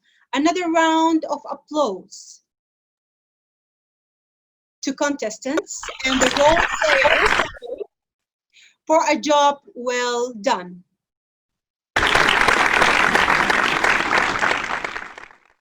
That concludes the first segments of today's District 116 Online Toastmasters Annual Conference 2020. It has been my pleasure to be joining you today as one of the conference MCs. Once again, I am Gadir Al-Yunis. And now, let's welcome our contest manager, Leo Ortega. All right. Thank you very much, Toastmaster Gadir, for that wonderful show of our Toastmasters event for this afternoon or already evening. Hello once again to our friends and virtual audience at the moment. I know all of you here are having your videos off, but for sure you're all enjoying what is going on, right? Okay. Leaders become great not because of their powers, but because of their ability to empower others. This is John C. Maxwell. We have amongst us a person who is the total embodiment of this definition, who believes we rise by lifting others. He is the one who raised us to the glory of being the #1 district in the world during his reign as district director. Renowned charter accountant, rare combination of humor and hegemony. It is my honor to welcome our immediate past district director, the very popular, distinguished Toastmaster, Rajeshwar Sundaresan. Let's give him a round of applause. Thank you. Thank you, Leo. That was, there is a saying, you have to be prepared and ready for every time. So I got a chance to speak thanks to finishing contest early, but I have something very important to speak. Good evening to all of you who are listening and waiting for the results. So this is one of the nicest statements I heard was, I'm rarely shocked by my own performance. This is a statement by Michael Johnson, who broke the world record for running. He said even in a practice, he never crossed that world record, the figure he achieved. So it was surprise even for him how he performed so well. So today, I say that for so many other reasons, which I'll come back to. So what he said, I don't know my best. So my best doesn't have to be the best. It just has to be my best. Because others will see in me that which I do not see in myself. So I could make it. My best will get better over time if I let it. I don't know, did I confuse you? It is saying that my best need not be the best. And my best can better if I let it. That means I try to improve. I'm saying this for two counts. Number one, when I saw contestants, all 8 of them today, I found in them completely different body language, completely different words play, completely different delivery of the messages that suits a virtual audience from a live in-person audience. So they mastered this sort of talent or skills in such a short time. It is amazing to achieve something like that. Another reason I wanted to say this is, Leo mentioned that I was last year district director who, as a head of district, not myself, along with every one of you, may take this district to #1 district. And what I was again want to say, my best need not be the best. Even 2020, your district, all of us together could still surpass what we achieved last. So it is all in our mind. As you know, Michael Johnson mentioned, he never even crossed that limit of 9.3 or 9.4 or 200-meter race prior to his really achieving it. So examine the labels. So going back to that, examine the labels we apply to ourselves. No, that label becomes a boundary that limits our thinking, limits our own performance. We put a limit, we put a boundary on ourselves. This is a classic case when we can come out of those boundaries and learn new skills, adopt to the new ways, because the future is not going to be the past. The skills that you learned in the past would, to some extent or to great extent, help you. But you have to relearn or upskill for the new tomorrow, or what they call it, the new normal. So when you're getting ready to the new normal, you need new skills. And where better place than Toastmasters, where we learn 2 vital skills of leadership and communication. The magic is solving, there's another nice quote, the magic is solving a problem without revealing a solution. So how do we solve this problem? It's within us. We have to find the solution. When we find the solution, it comes natural, easy, and it gets inbuilt in our system. So I'll leave you with a quote from a very nice quote. Every worthwhile accomplishment, big or small, has its stages of drudgery and triumph. It's from Mahatma Gandhi. So everyone goes through that, but we can achieve this. No, one of the most liked advertisements or the product display for the TAC Sure watches.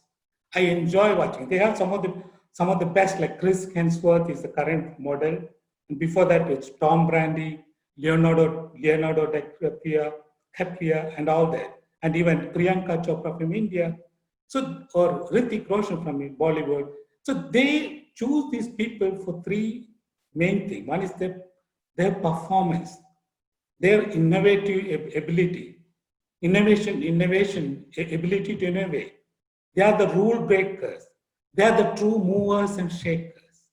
So the performance at the peak is what they pick up in their brand ambassadors. Believe me, all of us have the ability to be the brand ambassadors for what we do, what we believe, and what we perform, not just as Toastmaster, in our life, in our life as a family person, in our life as an employee, in our life as a mentor, or whatever we take it up. All the best to all of you. And I am once again saying my best need not be the best. It was my best. So let us try for the best in the year 2020. Over to you, Leo.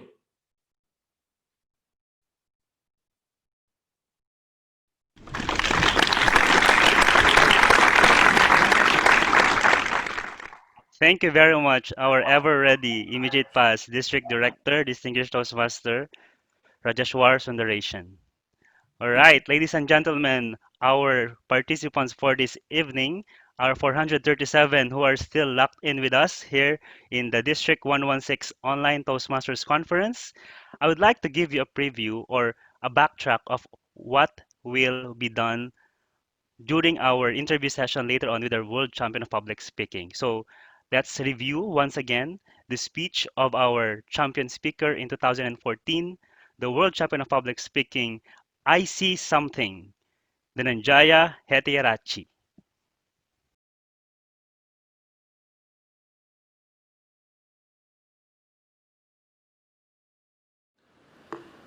Dhananjaya Hettiarachchi, I see something. I see something. Dhananjaya Hettiarachchi.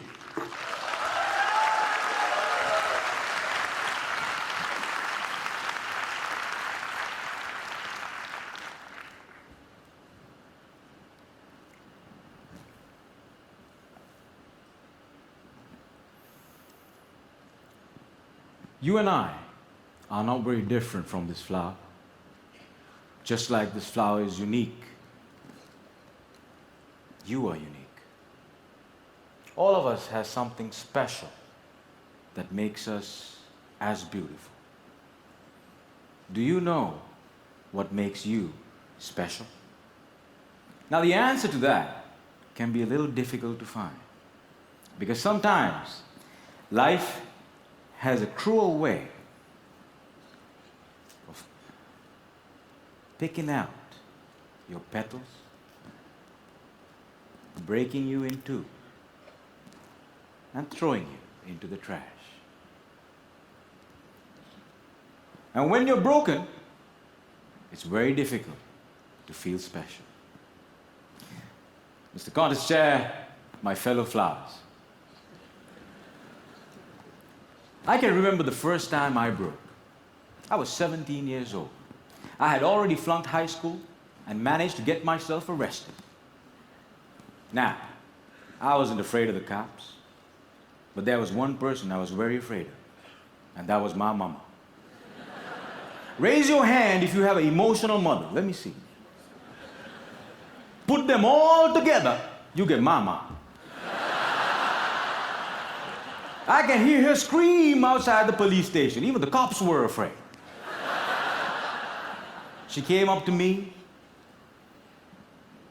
held the iron bars, looked into my eyes, and I saw a tear coming down her face.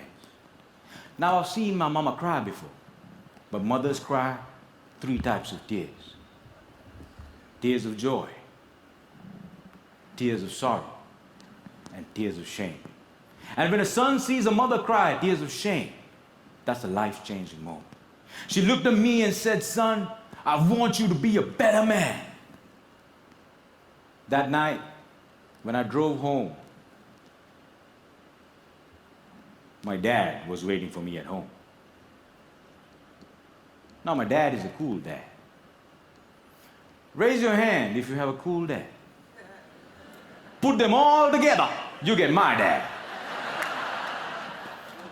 My dad came up to me and said, "Son, it's okay. You flunked your exams. You already got arrested. That's fine. You get that from your mother's side. I want you to start working immediately." And I said, "Okay." So my dad took me to meet one of his friends called Sam. Now, Sam was an accountant who had an accounting firm and had generously decided to make me his personal assistant. And there he was. He looked like a teddy bear. But this man was special. I looked at him, and he looked at me. And then he said the most amazing thing. He said, "Son, I see something in you." but I don't know what it is. If you decide to work with me, I can help you find that something. And I was like, whoa, that's the first time in my whole life somebody has ever told they see something in me. And I started working for Sam. And every day after work, he used to tell me stories about the world, about history, about culture, about philosophy. And it was much more interesting than what I learned in school. And I discovered I can dream. And I started dreaming, ladies and gentlemen. After 1 year, I went back into high school, completed my exams, and went into college. After successfully completing college, I found a great girl, but not a job. I didn't know what I wanted to do with my life. Have you ever had that problem? And when you're lost, it's difficult to feel special. So I went back to my cool dad. And I said, Dad, I feel lost. He said, you are like your mother. So my dad introduced me to this strange club that had a strange name, with strange people talking. On the first meeting, they told me to do something called a table topic. I aced it.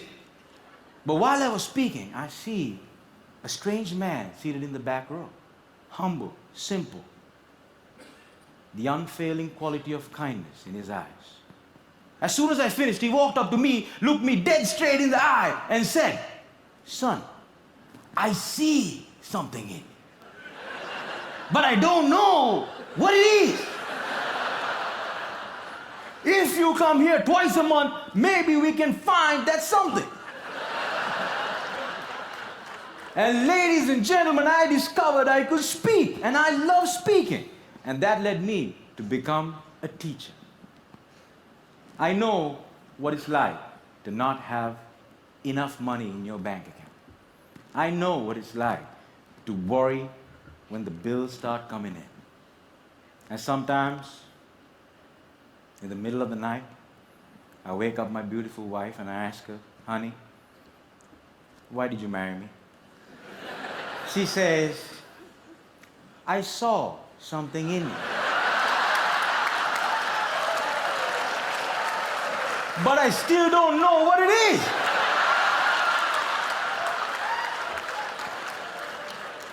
Ladies and gentlemen, today I'm a dreamer, I'm a speaker, and I learned the unfailing quality of unconditional love from my wife. I was broken, and I've been broken, lost, and broke many times in my life. But the people in my life were able to reach into the trash can and make me whole again. If it was up to me, I would have never been able to do that. And this is why if you have great people in your life, no matter how broke, how lost, or how broken you become, they can piece you back together. Ladies and gentlemen, when I look at you, I see something in you. But I don't know what it is. Over to you.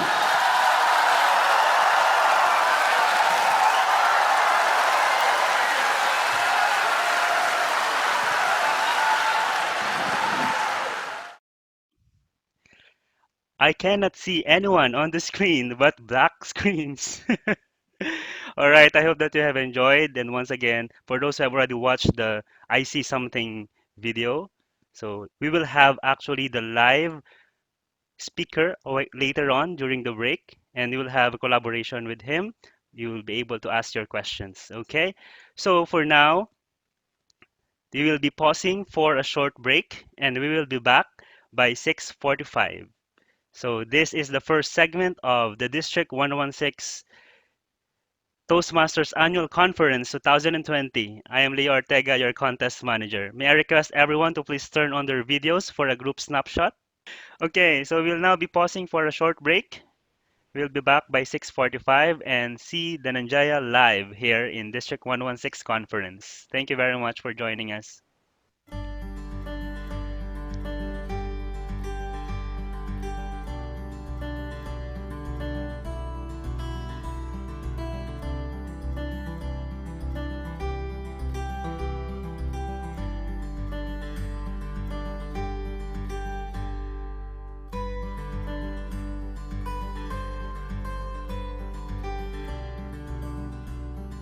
Good evening, Toastmasters, once again. It's been a fantastic contest we had in the first session. Hope you all had a refreshing break. Once again, a gentle reminder to all of you, kindly mute your mic and switch off your camera. May I request all of you, kindly mute your mic and switch off your camera, please.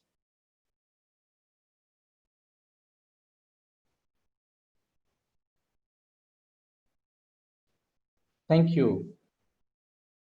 It was one fantastic contest we had in the first session, and I'm sure all of you are excited for the upcoming session.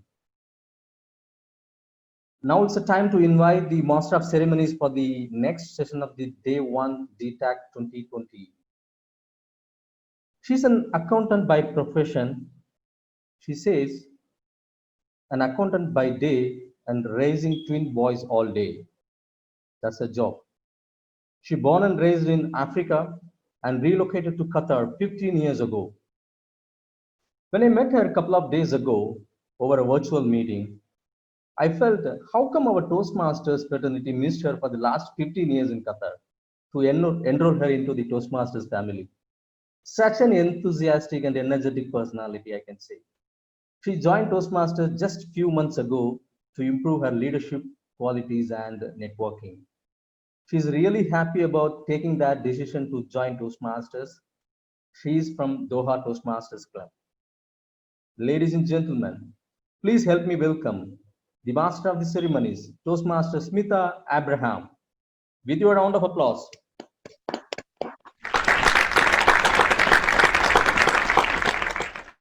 Over to you, Smita. Toastmaster Venkat, thank you so much for the wonderful introduction. Ladies and gentlemen, good evening. Welcome back. Smita, please check your audio. It's unmuted. Audio is fine.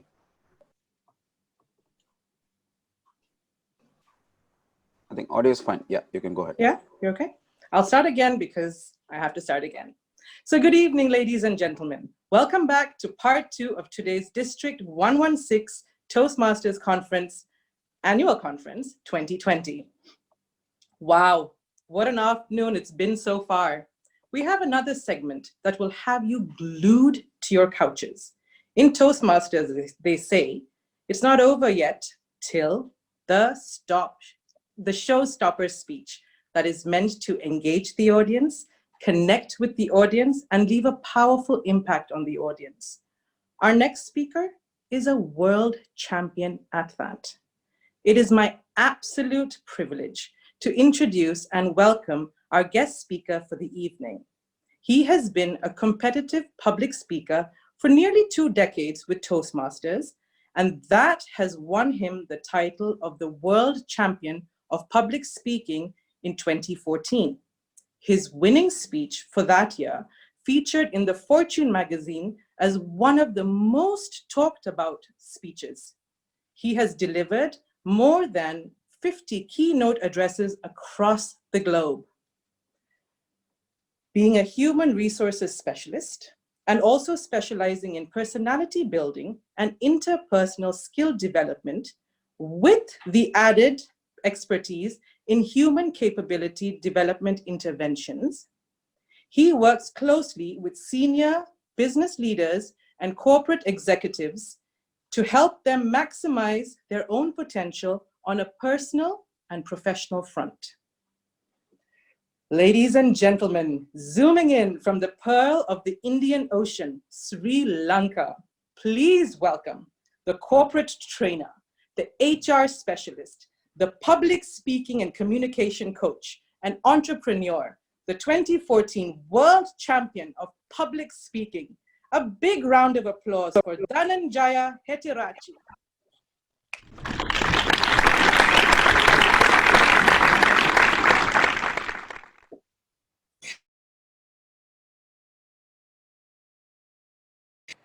Can you hear me? Can you guys hear me? Yes, we could. All right, thank you so much, and absolute pleasure to kind of be a part of your conference. It's really fantastic to kind of log on and do this whole thing virtual. It feels awkward at first, but but it's something you go into. I've got a lot of friends in your beautiful district. It's a district that I would have loved to be there in person, but due to the situation that we have across the globe, you got to do with what you got, right? I wanted to spend some time, the first half of my talk, talking about four very important aspects of becoming a talented, becoming a champion, becoming a leader, however you want to define it, becoming your better self. And I want to look at these four areas in a very, I wouldn't say controversial, but I say in a way that can probe your thinking, probably get you to validate some of the assumptions that you already have about your own potential and realizing your own potential, and really go out of this session with a lot of questions that you can hopefully find the answers to. One of the things that has happened today with technology, with how knowledge is disseminating around the world, knowledge itself has been commoditized, right? I mean, if you look at all the requests that I get within a year for coaching, it's like, can you tell me the 3-step method of being a world champion, or the 5-step method to structuring a speech, or the 7-step method for amazing delivery? And you see this trend, right? And you get the 3-day program to become a billionaire, the 5-day program to achieve your perfect life, or the 6-day program to become the top 1%. Everything in the world today has been commoditized, and knowledge itself has been commoditized in that sense. And if you look at most of the people that go in search of these programs and the concept of commoditized knowledge, it only has a very psychological effect. It doesn't have a very permanent effect. And that question is why, right? Why? Think about your own lives, right? At one point in time, I'm sure many of the people who are here have done, MBAs and PhDs and mastery courses, and you name it. I'm sure majority of you would have engaged in it. But if you look at 90% of you who have gone through such experiences and learning, come out the same people, right? Okay, I've done my MBA, and I'm the same guy who went into the MBA that came out the MBA. I read a lot of books, but nothing really has helped me to develop myself. One of the experiences that really helped me to get something substantial was the Toastmasters experience. I went in there with absolutely nothing. Came out of that experience 10 years later with absolutely something tangible, right? Not only was it tangible, it was something that I could share with the world, right? Create a meaningful impact, right? Not just a social media presence, or not just a accolade you can see on a CV, but it gave me something that I could definitely share with the world. So for me, out of all of my learning experiences that has helped me actualize my potential, the whole Toastmasters journey was something that was very special. And it was special. It led to something tangible because of 4 things. And I want to talk to you about those 4 things. I want to test your thinking on those 4 things as well. So let's start off with the first one. My whole journey began with this concept of why, right? Why do I want to join Toastmasters? Why do I want to go through this whole experience? And, Simon Sinek says it beautifully, what's your why, right? We got 450 participants here. Why are you here, right?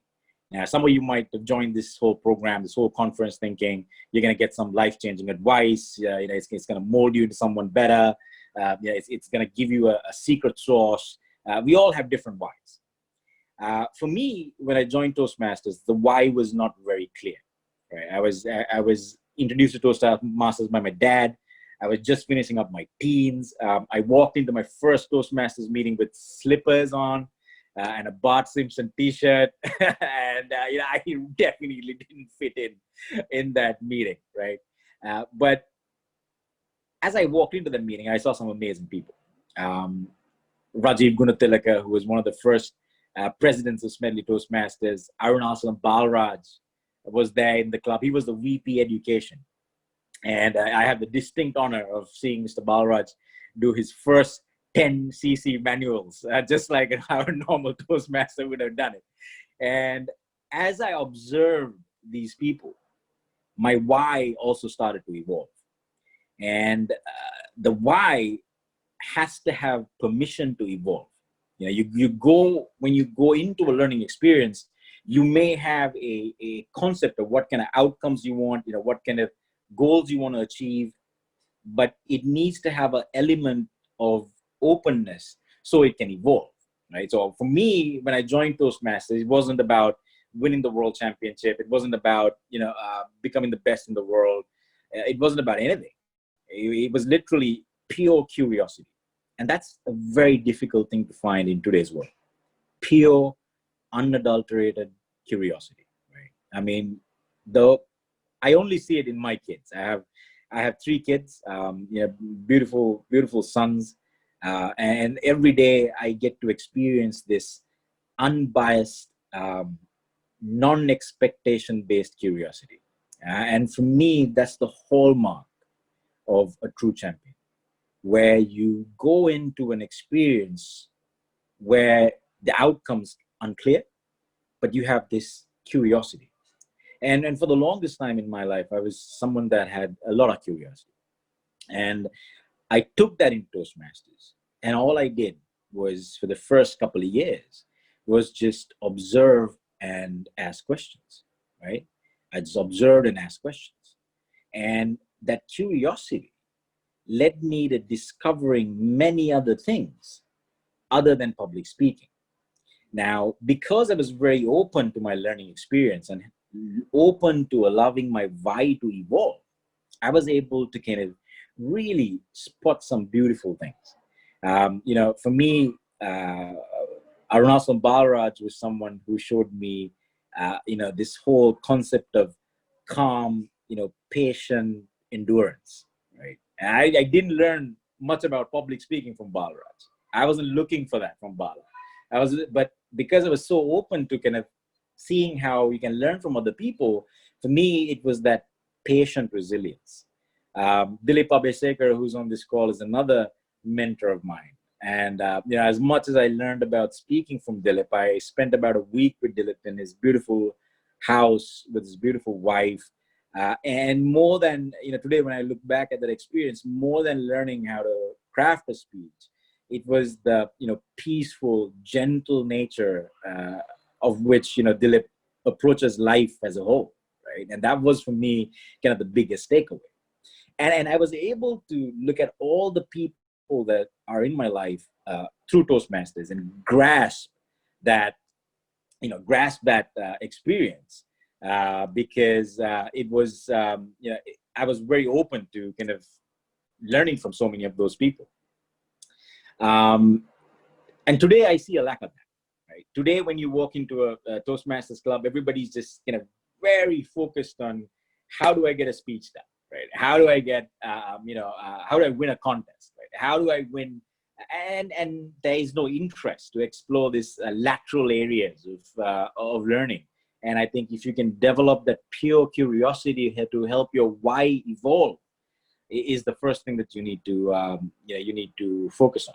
Right? So the second part of my journey had a lot to do with my mentors, and a lot of people ask me this question: how do you get a great mentor? And it's something that I always believe. The very famous Chinese saying that when the student is ready, the master will appear.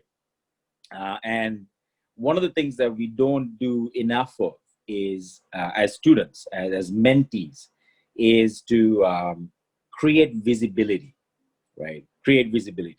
We always look at mentorship as a prerequisite to creating visibility, right? So, for example, if I want to do a speech, or if I want to first attempt a shot at the World Championship, I must have a mentor, right? So it doesn't necessarily need to be that way. You could always expose yourself, irrespective of the outcome, whether it's failure or whether it's a success, and show that visibility.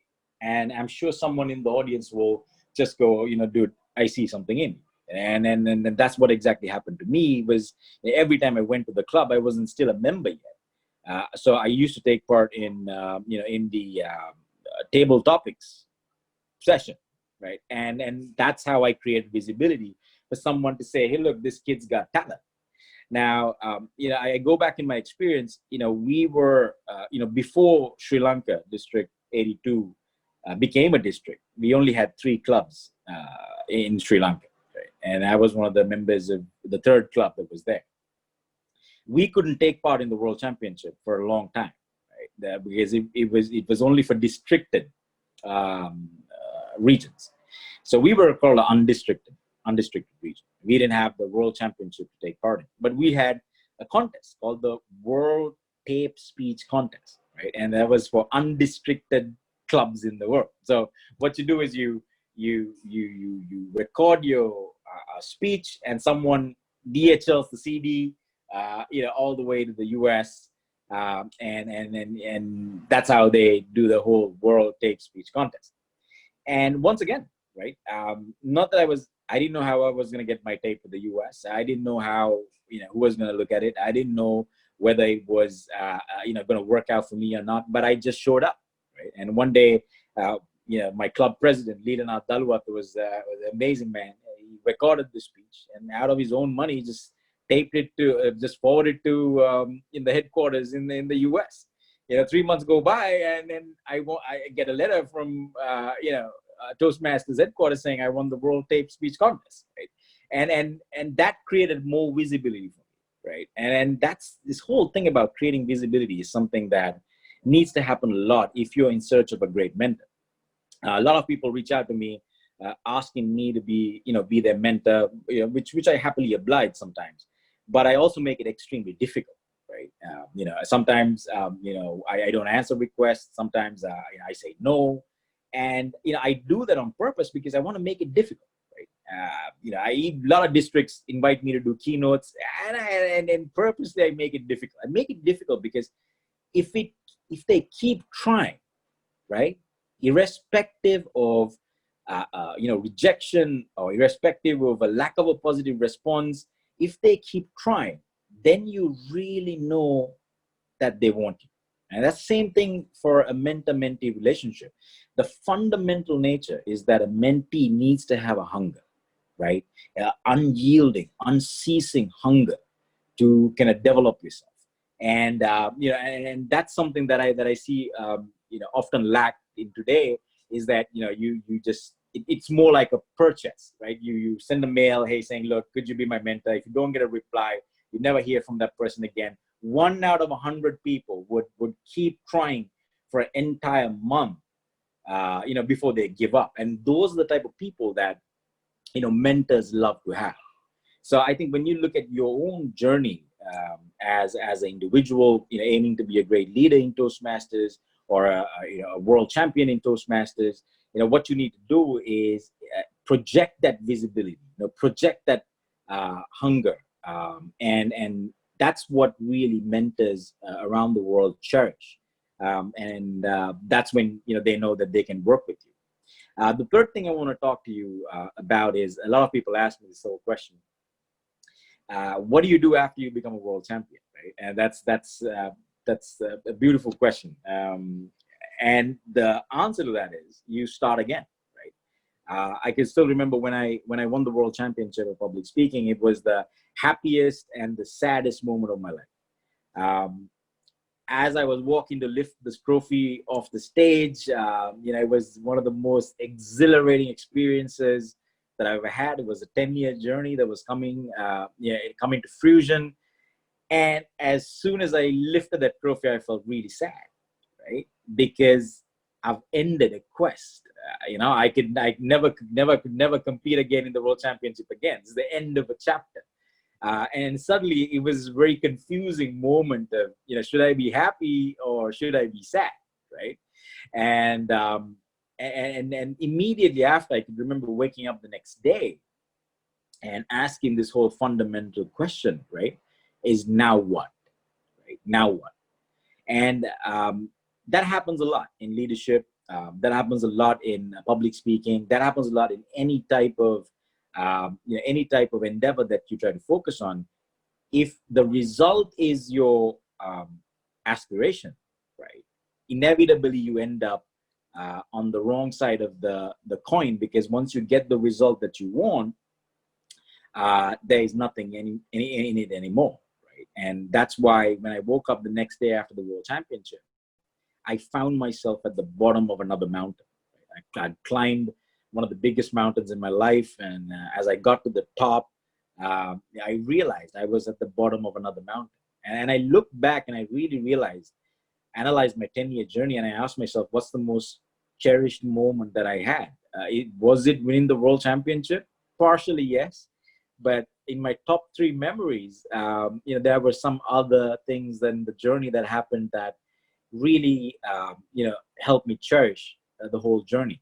And that's why, Nagaraj Rao, one of my mentors in India, always used to say, life is a journey and the journey is home, right? Life is a journey and the journey is home. And that's when I really decided to dedicate myself to the art and science of public speaking, right?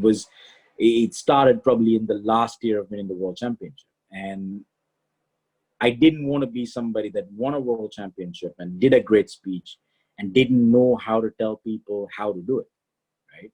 And today, one of the things that I see is that this lack of commitment to understanding speaking as a science. A lot of speakers don't know why they use certain words in a certain sequence. They don't know how to use language to create influence. They don't know about human psychology, communication psychology, how narratives on speech structures have changed across history. They don't know about, the contribution that people like Socrates and Plato have made towards, communication as a whole. And, I think it was the last year of winning my World Championship that I dedicated myself to the science of, what this whole communication is about. Because I wanted to be able to explain myself to the world as a person that has studied this.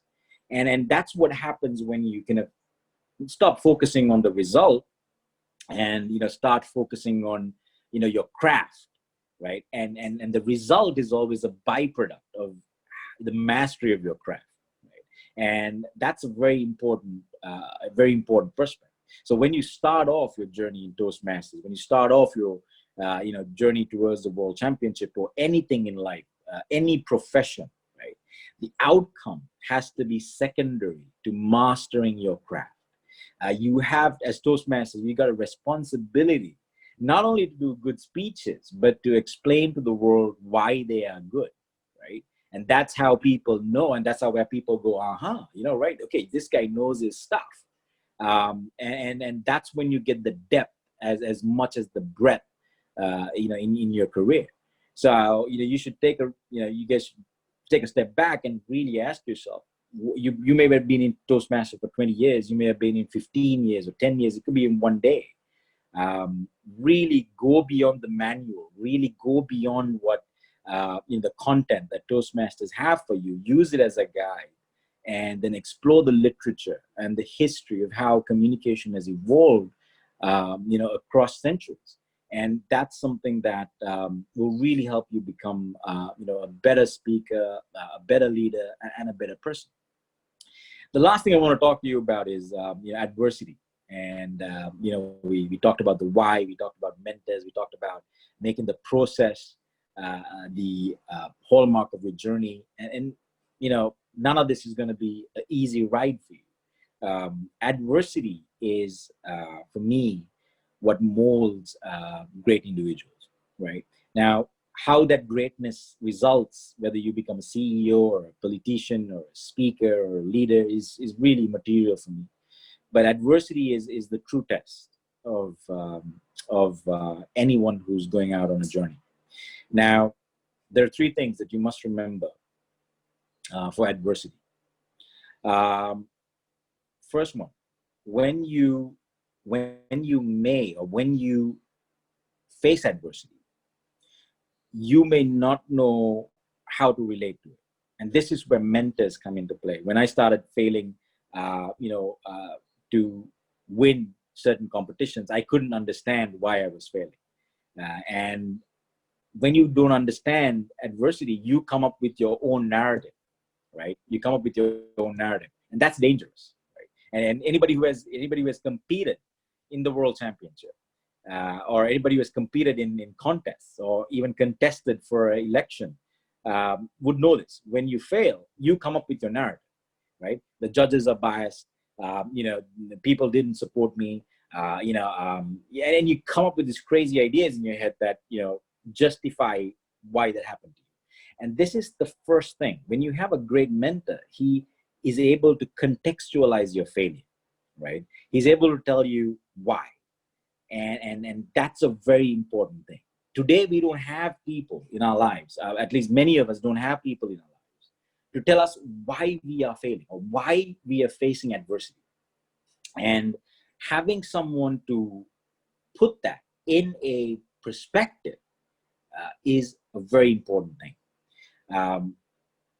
The second thing about adversity is you must have humility to accept that understanding, right? There's a very famous saying that, the fruit appears when the flower falls, right? And flower is like our pride. It's like our ego. And as long as we have ego, we will always externalize adversity. And that's a huge issue. And when you have humility, what happens is you're able to look at your contribution, to failure and your contribution to why something is really tough. So one of the most important things is the whole process of adversity should make you humble enough to understand, the context and help you internalize your contribution to the failure. And the final part is, for me, the greatest teacher in life is adversity. Adversity teaches you the little things that make a big difference. Most of the techniques that I've seen that I've used in the World Championship, I learned it through failing. I didn't read it on a book. I didn't read it, didn't get it from a mentor. I was just someone that learned the small things that make a big difference through the little failures, by analyzing those failures. So, have someone to contextualize your adversity, have someone to, put it into perspective, have the humility to understand how you're contributing to your own adversity and your own failure. And, always pick up those little things that make a big difference each time you fail. So for me, in my journey of Toastmasters, what made that a learning experience that really gave me something tangible was I let my why evolve. I was open to genuine curiosity, made myself visible to mentors. Always before I asked for advice, I made a mistake, got in front of a crowd, and helped find mentors that are there. Never made the result, the end of it, but really enjoyed the journey as I went through. And, I really cherished adversity. And, that's something that really got me here. So those are the 4 things I'd like to leave with you. And I'd love to have a conversation and see how I could answer some of your questions. Thank you very much.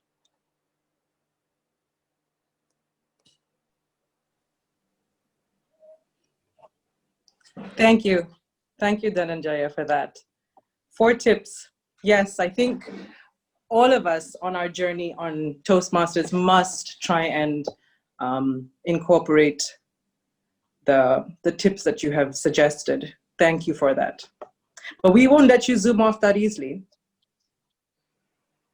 We wanted the audience to be part of the conversation here tonight, so we have a couple of questions from them for you to answer. Is that okay? Yeah, absolutely. Okay. Also, we had a request. Are you able to change your screen from how it is to, yes. Does that work? Yeah, perfect. All right. Just wanted to see more of you. Right. Okay. So one of the questions that came in, we had a lot. We had a lot. So right. One of them came in was, as a champion, many people would approach you for mentoring to win the championship of public speaking. How do you spot talent and how do you nurture them to be champions? Right. So I don't look for talent immediately. I look for perseverance. So if any one of you have ever dropped me a mail, I'm not going to reply you back, immediately, and that's for a reason. I want to see how many times you keep trying to get me. How many times you're gonna get at me before you give up, right? And that's my first test. If you just drop me a mail and expect me to reply, it's never going to happen, because I know you won't have that drive. The second thing, once we start the journey, is, there is a secret formula that you can use to know whether you actually have a talent that can be nurtured. There are three attributes for understanding whether you have a natural competency for something. The first one is that it comes to you without effort, right? It flows from you. There is almost a harmony that is there in the disposition of your talent. Number two is, no matter how much you do of it, you never get tired of it, right? Now, for me, I can speak 24 hours a day and I'd never get tired. But if you ask me to do something else, I'd probably get tired of it after about an hour or so. So you have a talent, because when the more you do it, you're less tired you become. The third attribute to know whether you've got a talent is you got an insatiable appetite to study that particular area, and you also will demonstrate some propensity to teach that talent to other people. So once we start our journey, those are the 3 to 4 things that I look for in individuals to see whether they have a talent. And then I go about nurturing. And then for me, the process of nurturing is very simple. My job as a mentor is to give you more questions to answer. So that's why I'm very cautious about who I mentor, because if you're coming to me with expecting answers, that's not going to happen. But what happens is I'll give you more questions and you got to go find the answers. And that's when your real learning starts. Right. So, that's my process of nurturing. I just simply ask you why and how, and, just get you to think more critically about your own piece of work. But, people who accept that type of nurturing is far and few in between. And what they want is an answer from a mentor. Wants you to do their speech or tell you what word to use. And, that doesn't always work out. So I look for perseverance. And then I create curiosity for a mentor to find the solutions, allowing that individual to build a long-term competency. So that's how I do it. Right. Thank you. The next question. Even champions have certain sentiments. Maybe they carry a rabbit foot, as a mascot, and peculiar habits that they practice before they start. Do you have such idiosyncrasies? Yeah, I do. Anyone who's shared a room with me before a contest knows my routine, right? I just sleep a lot. I'm in bed and I'm just sleeping, the whole day, right? But while I do that, in my mind, I'm visualizing every second of my experience. How I walk, and how I'm going to walk on stage, how I'm going to do my speech, where I'm going to pause, audience reaction. I learned the art of visualization through Dilip Abhisekar, man. I mean, there's nobody better in the world to help you visualize your future than Dilip. So if you want to visualize your dream come true, you should get in touch with Dilip. And I took that. I learned how to visualize in Pennsylvania with Dilip. And every year when I competed, my whole thing was about staying still, isolate myself, and just visualize the whole process. So that's kind of my routine. Okay, thank you. Another one that's there. Is there enough opportunity in public speaking for it to be a full-time career? Okay, so it's a very important question. So let me answer this. If you want to make public speaking a career, there are 2 things that are important. Number one is what you get from Toastmasters, right? Which is, how do you impress an audience? How do you structure speeches? How do you deliver speeches? And this is something you can really grab from Toastmasters. Well, of course, with a little bit of effort from yourself to understand some of the things that Toastmasters doesn't cover. But the other part is, what is your domain knowledge, right? What are you a speaker about, right? So what is your investment in a subject area that can bring you credibility? So for example, you could be, when I go to conferences, I talk about HR because HR is my domain, right? And I've invested in that domain and I'm able to relate that to a corporate audience. And so for me, that's kind of where where the real issue lies. A lot of speakers who come to Toastmasters, they don't invest in a domain, and no one's going to pay you a lot of money to talk about, motivation or positive thinking.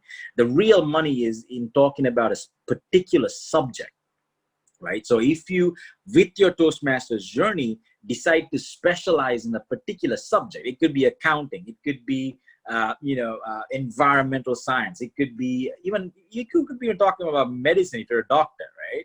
So people will pay you big money if you're a specialist in a domain, and Toastmasters skills will help you become the best speaker in that field. So you need both of them. Yes, thank you. The next one we have for you, if you're okay with that. Yeah, absolutely. I'm all for it. Great. Why do we see very few world champions in public speaking as Toastmasters International President? What are your aspirations, and will you set as a trend? I didn't understand the question. Was that for me, or was that for a president of Toastmasters? No, as in, what would your aspiration be? Like, people want to know, there are very few world champions in public speaking. So and how do you think? Okay, so let me correct that. I think we've got about, close to about 75 or 76 world champions, right? And the contest has been in motion for about 75, 76 years. So every year you get a world champion. Now, how many of those world champions are active is a different story. Now, there are some people who are in other professions. For example, there are lawyers who've won the world championship. There are doctors who won the world championship. And what they do is they go back to their profession, right? And only a very few of us, go into the profession of communication. So the whole concept behind it is, unless you have a real passion for teaching, and unless you have a real passion for, public speaking, you won't be an active world champion in that field, because you'll always have another job to kind of go back to. So it's not something that you can change. It's just something that needs to evolve as many people take part in it. Some people might win a world championship, but they may not necessarily know how to teach the craft. So a lot of factors come into play, and it's not something that you can influence. It depends on who appears and who wins the world championship, and what that person's vision and passion and capabilities are to teach it. Thank you. The next one we have, how do you craft a winning speech? When does a speech transform into the winning speech? Right. For me, if I could answer that in a very short sentence, is every time I look at my own speech, I can't believe I did it. For me, every time I look at it, I'm like, dude, did I just do that speech, right? And that's when you know an artist has truly created something beyond himself. Now, that's when it transforms into a winning speech. Because you try it so many times, you paint it so many times, you edit it so many times, and at one moment, the speech becomes 1 + 1 = 3. There is a component in that speech that transcends the speaker, right? And that only comes through a process of iteration. And, I worked on the I See Something on Your speech for 2 years. I mean, you can get on YouTube, you can see the first version of I See Something in You was a TED Talk that I did, was 20 minutes long, right? And it took me 2 years to bring it down to 7 minutes and 7 minutes and 20 seconds. So the whole process of iteration brings in a component, but it's not something that you can start with. So you start with what you have, and you keep building it and keep iterating it until it becomes something more than you, right? And that's when you've got a truly winning speech.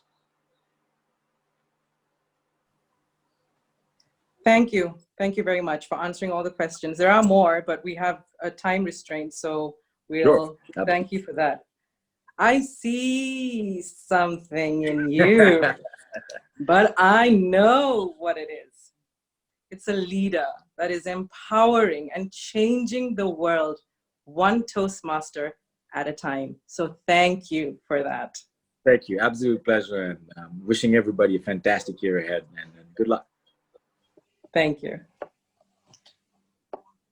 And now we are at the most awaited part of tonight's event, The judges have spoken and cast their vote, and all our hearts are thumping. I know that the contestants' hearts are thumping even harder with curiosity to find out the winners of today's contest. And to do that honor, I will call the International Speech Contest Chair, Kirsty Walker. Hi, everybody, once again. So now the time has finally come to award the best of the best in the International Speech Contest today. 8 Toastmasters with childlike optimism have chosen to weave a magnificent dream of being the next world champion of public speaking. They didn't underrate friendship and sought help from friends who believed in being useful to others. They popped the bubbles that came their way. They were in total control during their performances. Each is a rock star in their own right. We'll soon know who's going to win the golden ticket to the regional quarterfinals. Contestants, please can I ask for you all to turn your videos on?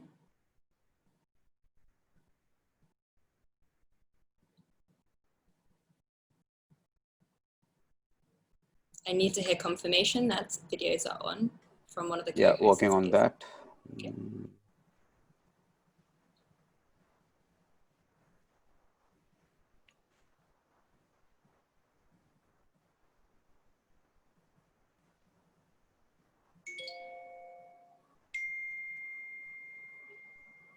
Yeah, the request has been sent to the contestants. They need to turn the video on. Okay. We have one. Except Fumo, we have all the videos turned on. Victor Fumo, can you turn your video? Perhaps we can message him outside of Zoom. Yeah, his video is on. Yeah, we are 1, 2, 3, 4. We are good to go. Okay, perfect, thank you. Chief Judge, may I now announce the winners?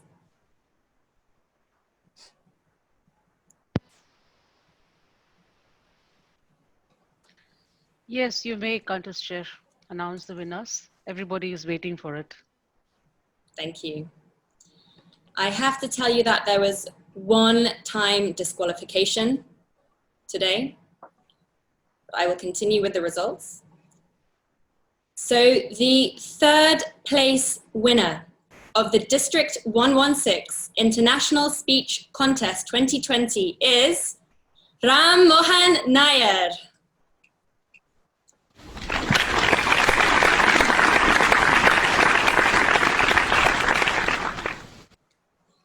Congratulations, Ram. There he is. Fantastic. Right, so moving on. For the spotlight to change, the 2nd place winner of the District 116 International Speech Contest 2020 is CJ Rojas. Congratulations, CJ.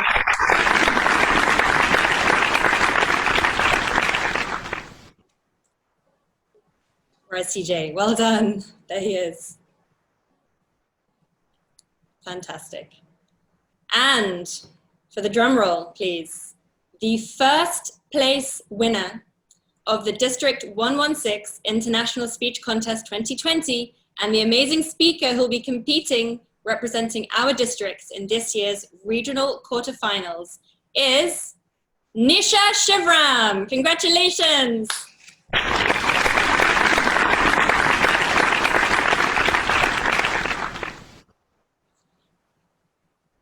Where is she? There we go. Complete with mini Toastmaster. So congratulations, Nisha. We're all rooting for you and fingers crossed at the regional quarterfinals, and hopefully we'll see you on the world stage later this year. And congratulations once again to all of our contestants and winners. What an incredible show. It's truly been an honor being your contest chair for today, and it's now my time to sign off. So thank you all very much, and I shall hand back to our lovely MC, Swetha. Thank you very much. The energy, the dedication, the interest, and the time invested by all the contestants today has been absolutely extraordinary. So congratulations to all the participants and good luck to the winner that will be moving on to the region quarterfinal. Let us now call upon our Program Quality Director, Distinguished Toastmaster Thayalan, to give us the closing remarks. Distinguished Toastmaster Thayalan is a Toastmaster for the last 14 years, past President of Qatar Toastmasters Club, past Area Governor, past Division Director, past District Club Growth Director. He was a recipient of the Best Area Governor of the District, Best Division Director of the District, and the last year Excellence in Club Growth from Toastmasters International. Please, let's give a round of applause for our Program Quality Director, Distinguished Toastmaster Thayalan.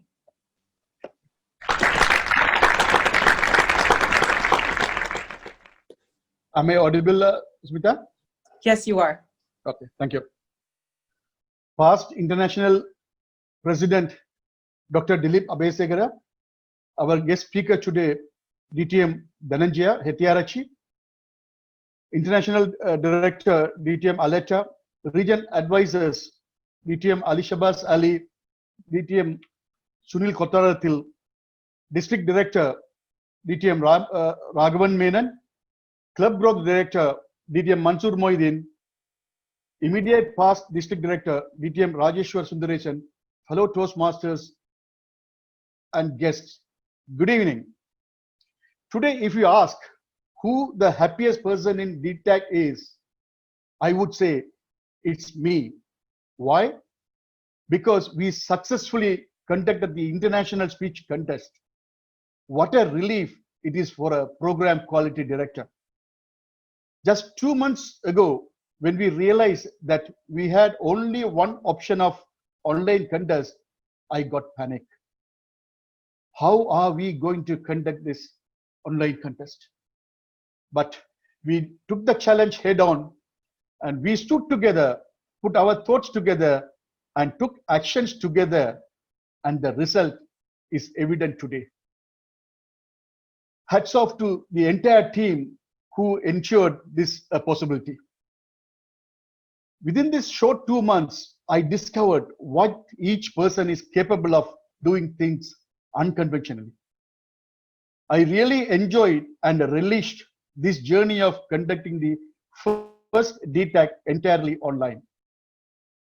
It was a long time dream to have world champion of public speaking, DTM Dhananjaya Hettiarachchi, and we were happy that he was coming for the DTAC in person, where we can really witness how he was on the stage. Unfortunately, we couldn't have him in person, but we are fortunate and happy to listen to him today and gained a lot of valuable insights. Lot of insights we can all learn from there, and it can be for aspiring public speakers as well as for the leaders, or it is applicable even in our day-to-day life. The best thing what I picked today is ask why and evolve on the question why. We as Toastmasters, we must ask this question and evolve. And definitely, I'm sure we will improve a lot on that. Thank you very much, DTM Dhananjaya, for your time and support to us. And really, we appreciate your thoughts for us. Thank you. My sincere and heartfelt thanks to my dear PQD Task Force members who put countless hours and burned the midnight oil to ensure a smooth DTAC that includes online speech contest guidelines are made in time, supported and guided division teams to have flawless division contests, and the smooth conduct of the DTAC. Key Task Force team members are DTAC Chair Shyam Sundar, DTAC Co-Chair Philip Cherian, Judges Coordinator DTM Surya Narayanan, District PR Manager Venkat, and our last year DTAC Chair DTM Safir Aziz. Thank you, team. Our sincere thanks to DTM Kit Barrett, Toastmaster Sudhir Gujar, and Toastmaster Sheherias for their support in finalizing the contest guidelines.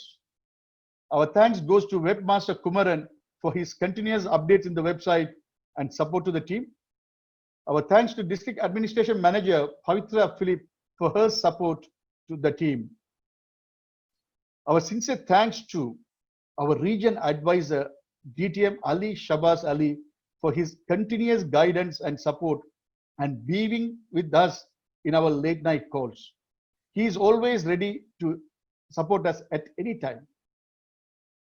Our thanks to District Director DTM Raghavan Menon, Club Growth Director DTM Manzoor Moideen, and immediate past District Director DTM Rajesh Sundaresan for being advisors for the DTAC team and always motivating and encouraging for us. Our thanks to Chief Judge DTM Anita Samantha, panel of anonymous judges, and contest chair Kirsty. Our thanks to MCs, banner parade commanders, timers, ballot counters, and contest hosts and co-hosts. It requires lots of perseverance, preparation, and presence of mind to contest in a totally different environment. In the true Toastmaster spirit, our contestants have taken it positively and gave their best shot. Our heartfelt and sincere thanks to my dear contestants. I take this opportunity to thank the sponsors who came forward to sponsor us for the RISE 2020, that in-person contest. They are College of North Atlantic Qatar, City Gym, MEP Links, Taysir, Qatar Design Consortium, Genius International Company, and Care and Q. Our sincere thanks to our immediate past District Director, DTM Rajeshwar, for delivering the impromptu talk. Finally, our sincere thanks to each and every one of you audience for your presence, support, and encouragement. In case if I missed to thank anyone unintentionally, our thanks to you as well. As you know, DTAC is for 3 days. Let me brief you other 2 days events now. Day 2, that is tomorrow, 30th May, we have leadership lectures from 5 p.m. to 6:15 p.m. We have Toastmasters International President DTM Deepak Menon speaking to us. It is an open event for everyone to attend. We request all of your presence to learn something from him and show solidarity of District 116. Then we have District Council meeting from 6:45 onwards. It is only for the council members. We urge council members to attend without fail. Then the third day event is on Friday, 5th June. It is a full day event from morning 8 till night 7 p.m. Of course, with the enough breaks in between. It is a contest for the other 3 categories: humorous contest, speech, evaluation, and table topics. Once again, I thank you all and I adjourn day 1 of DTAC. Back to you, MC.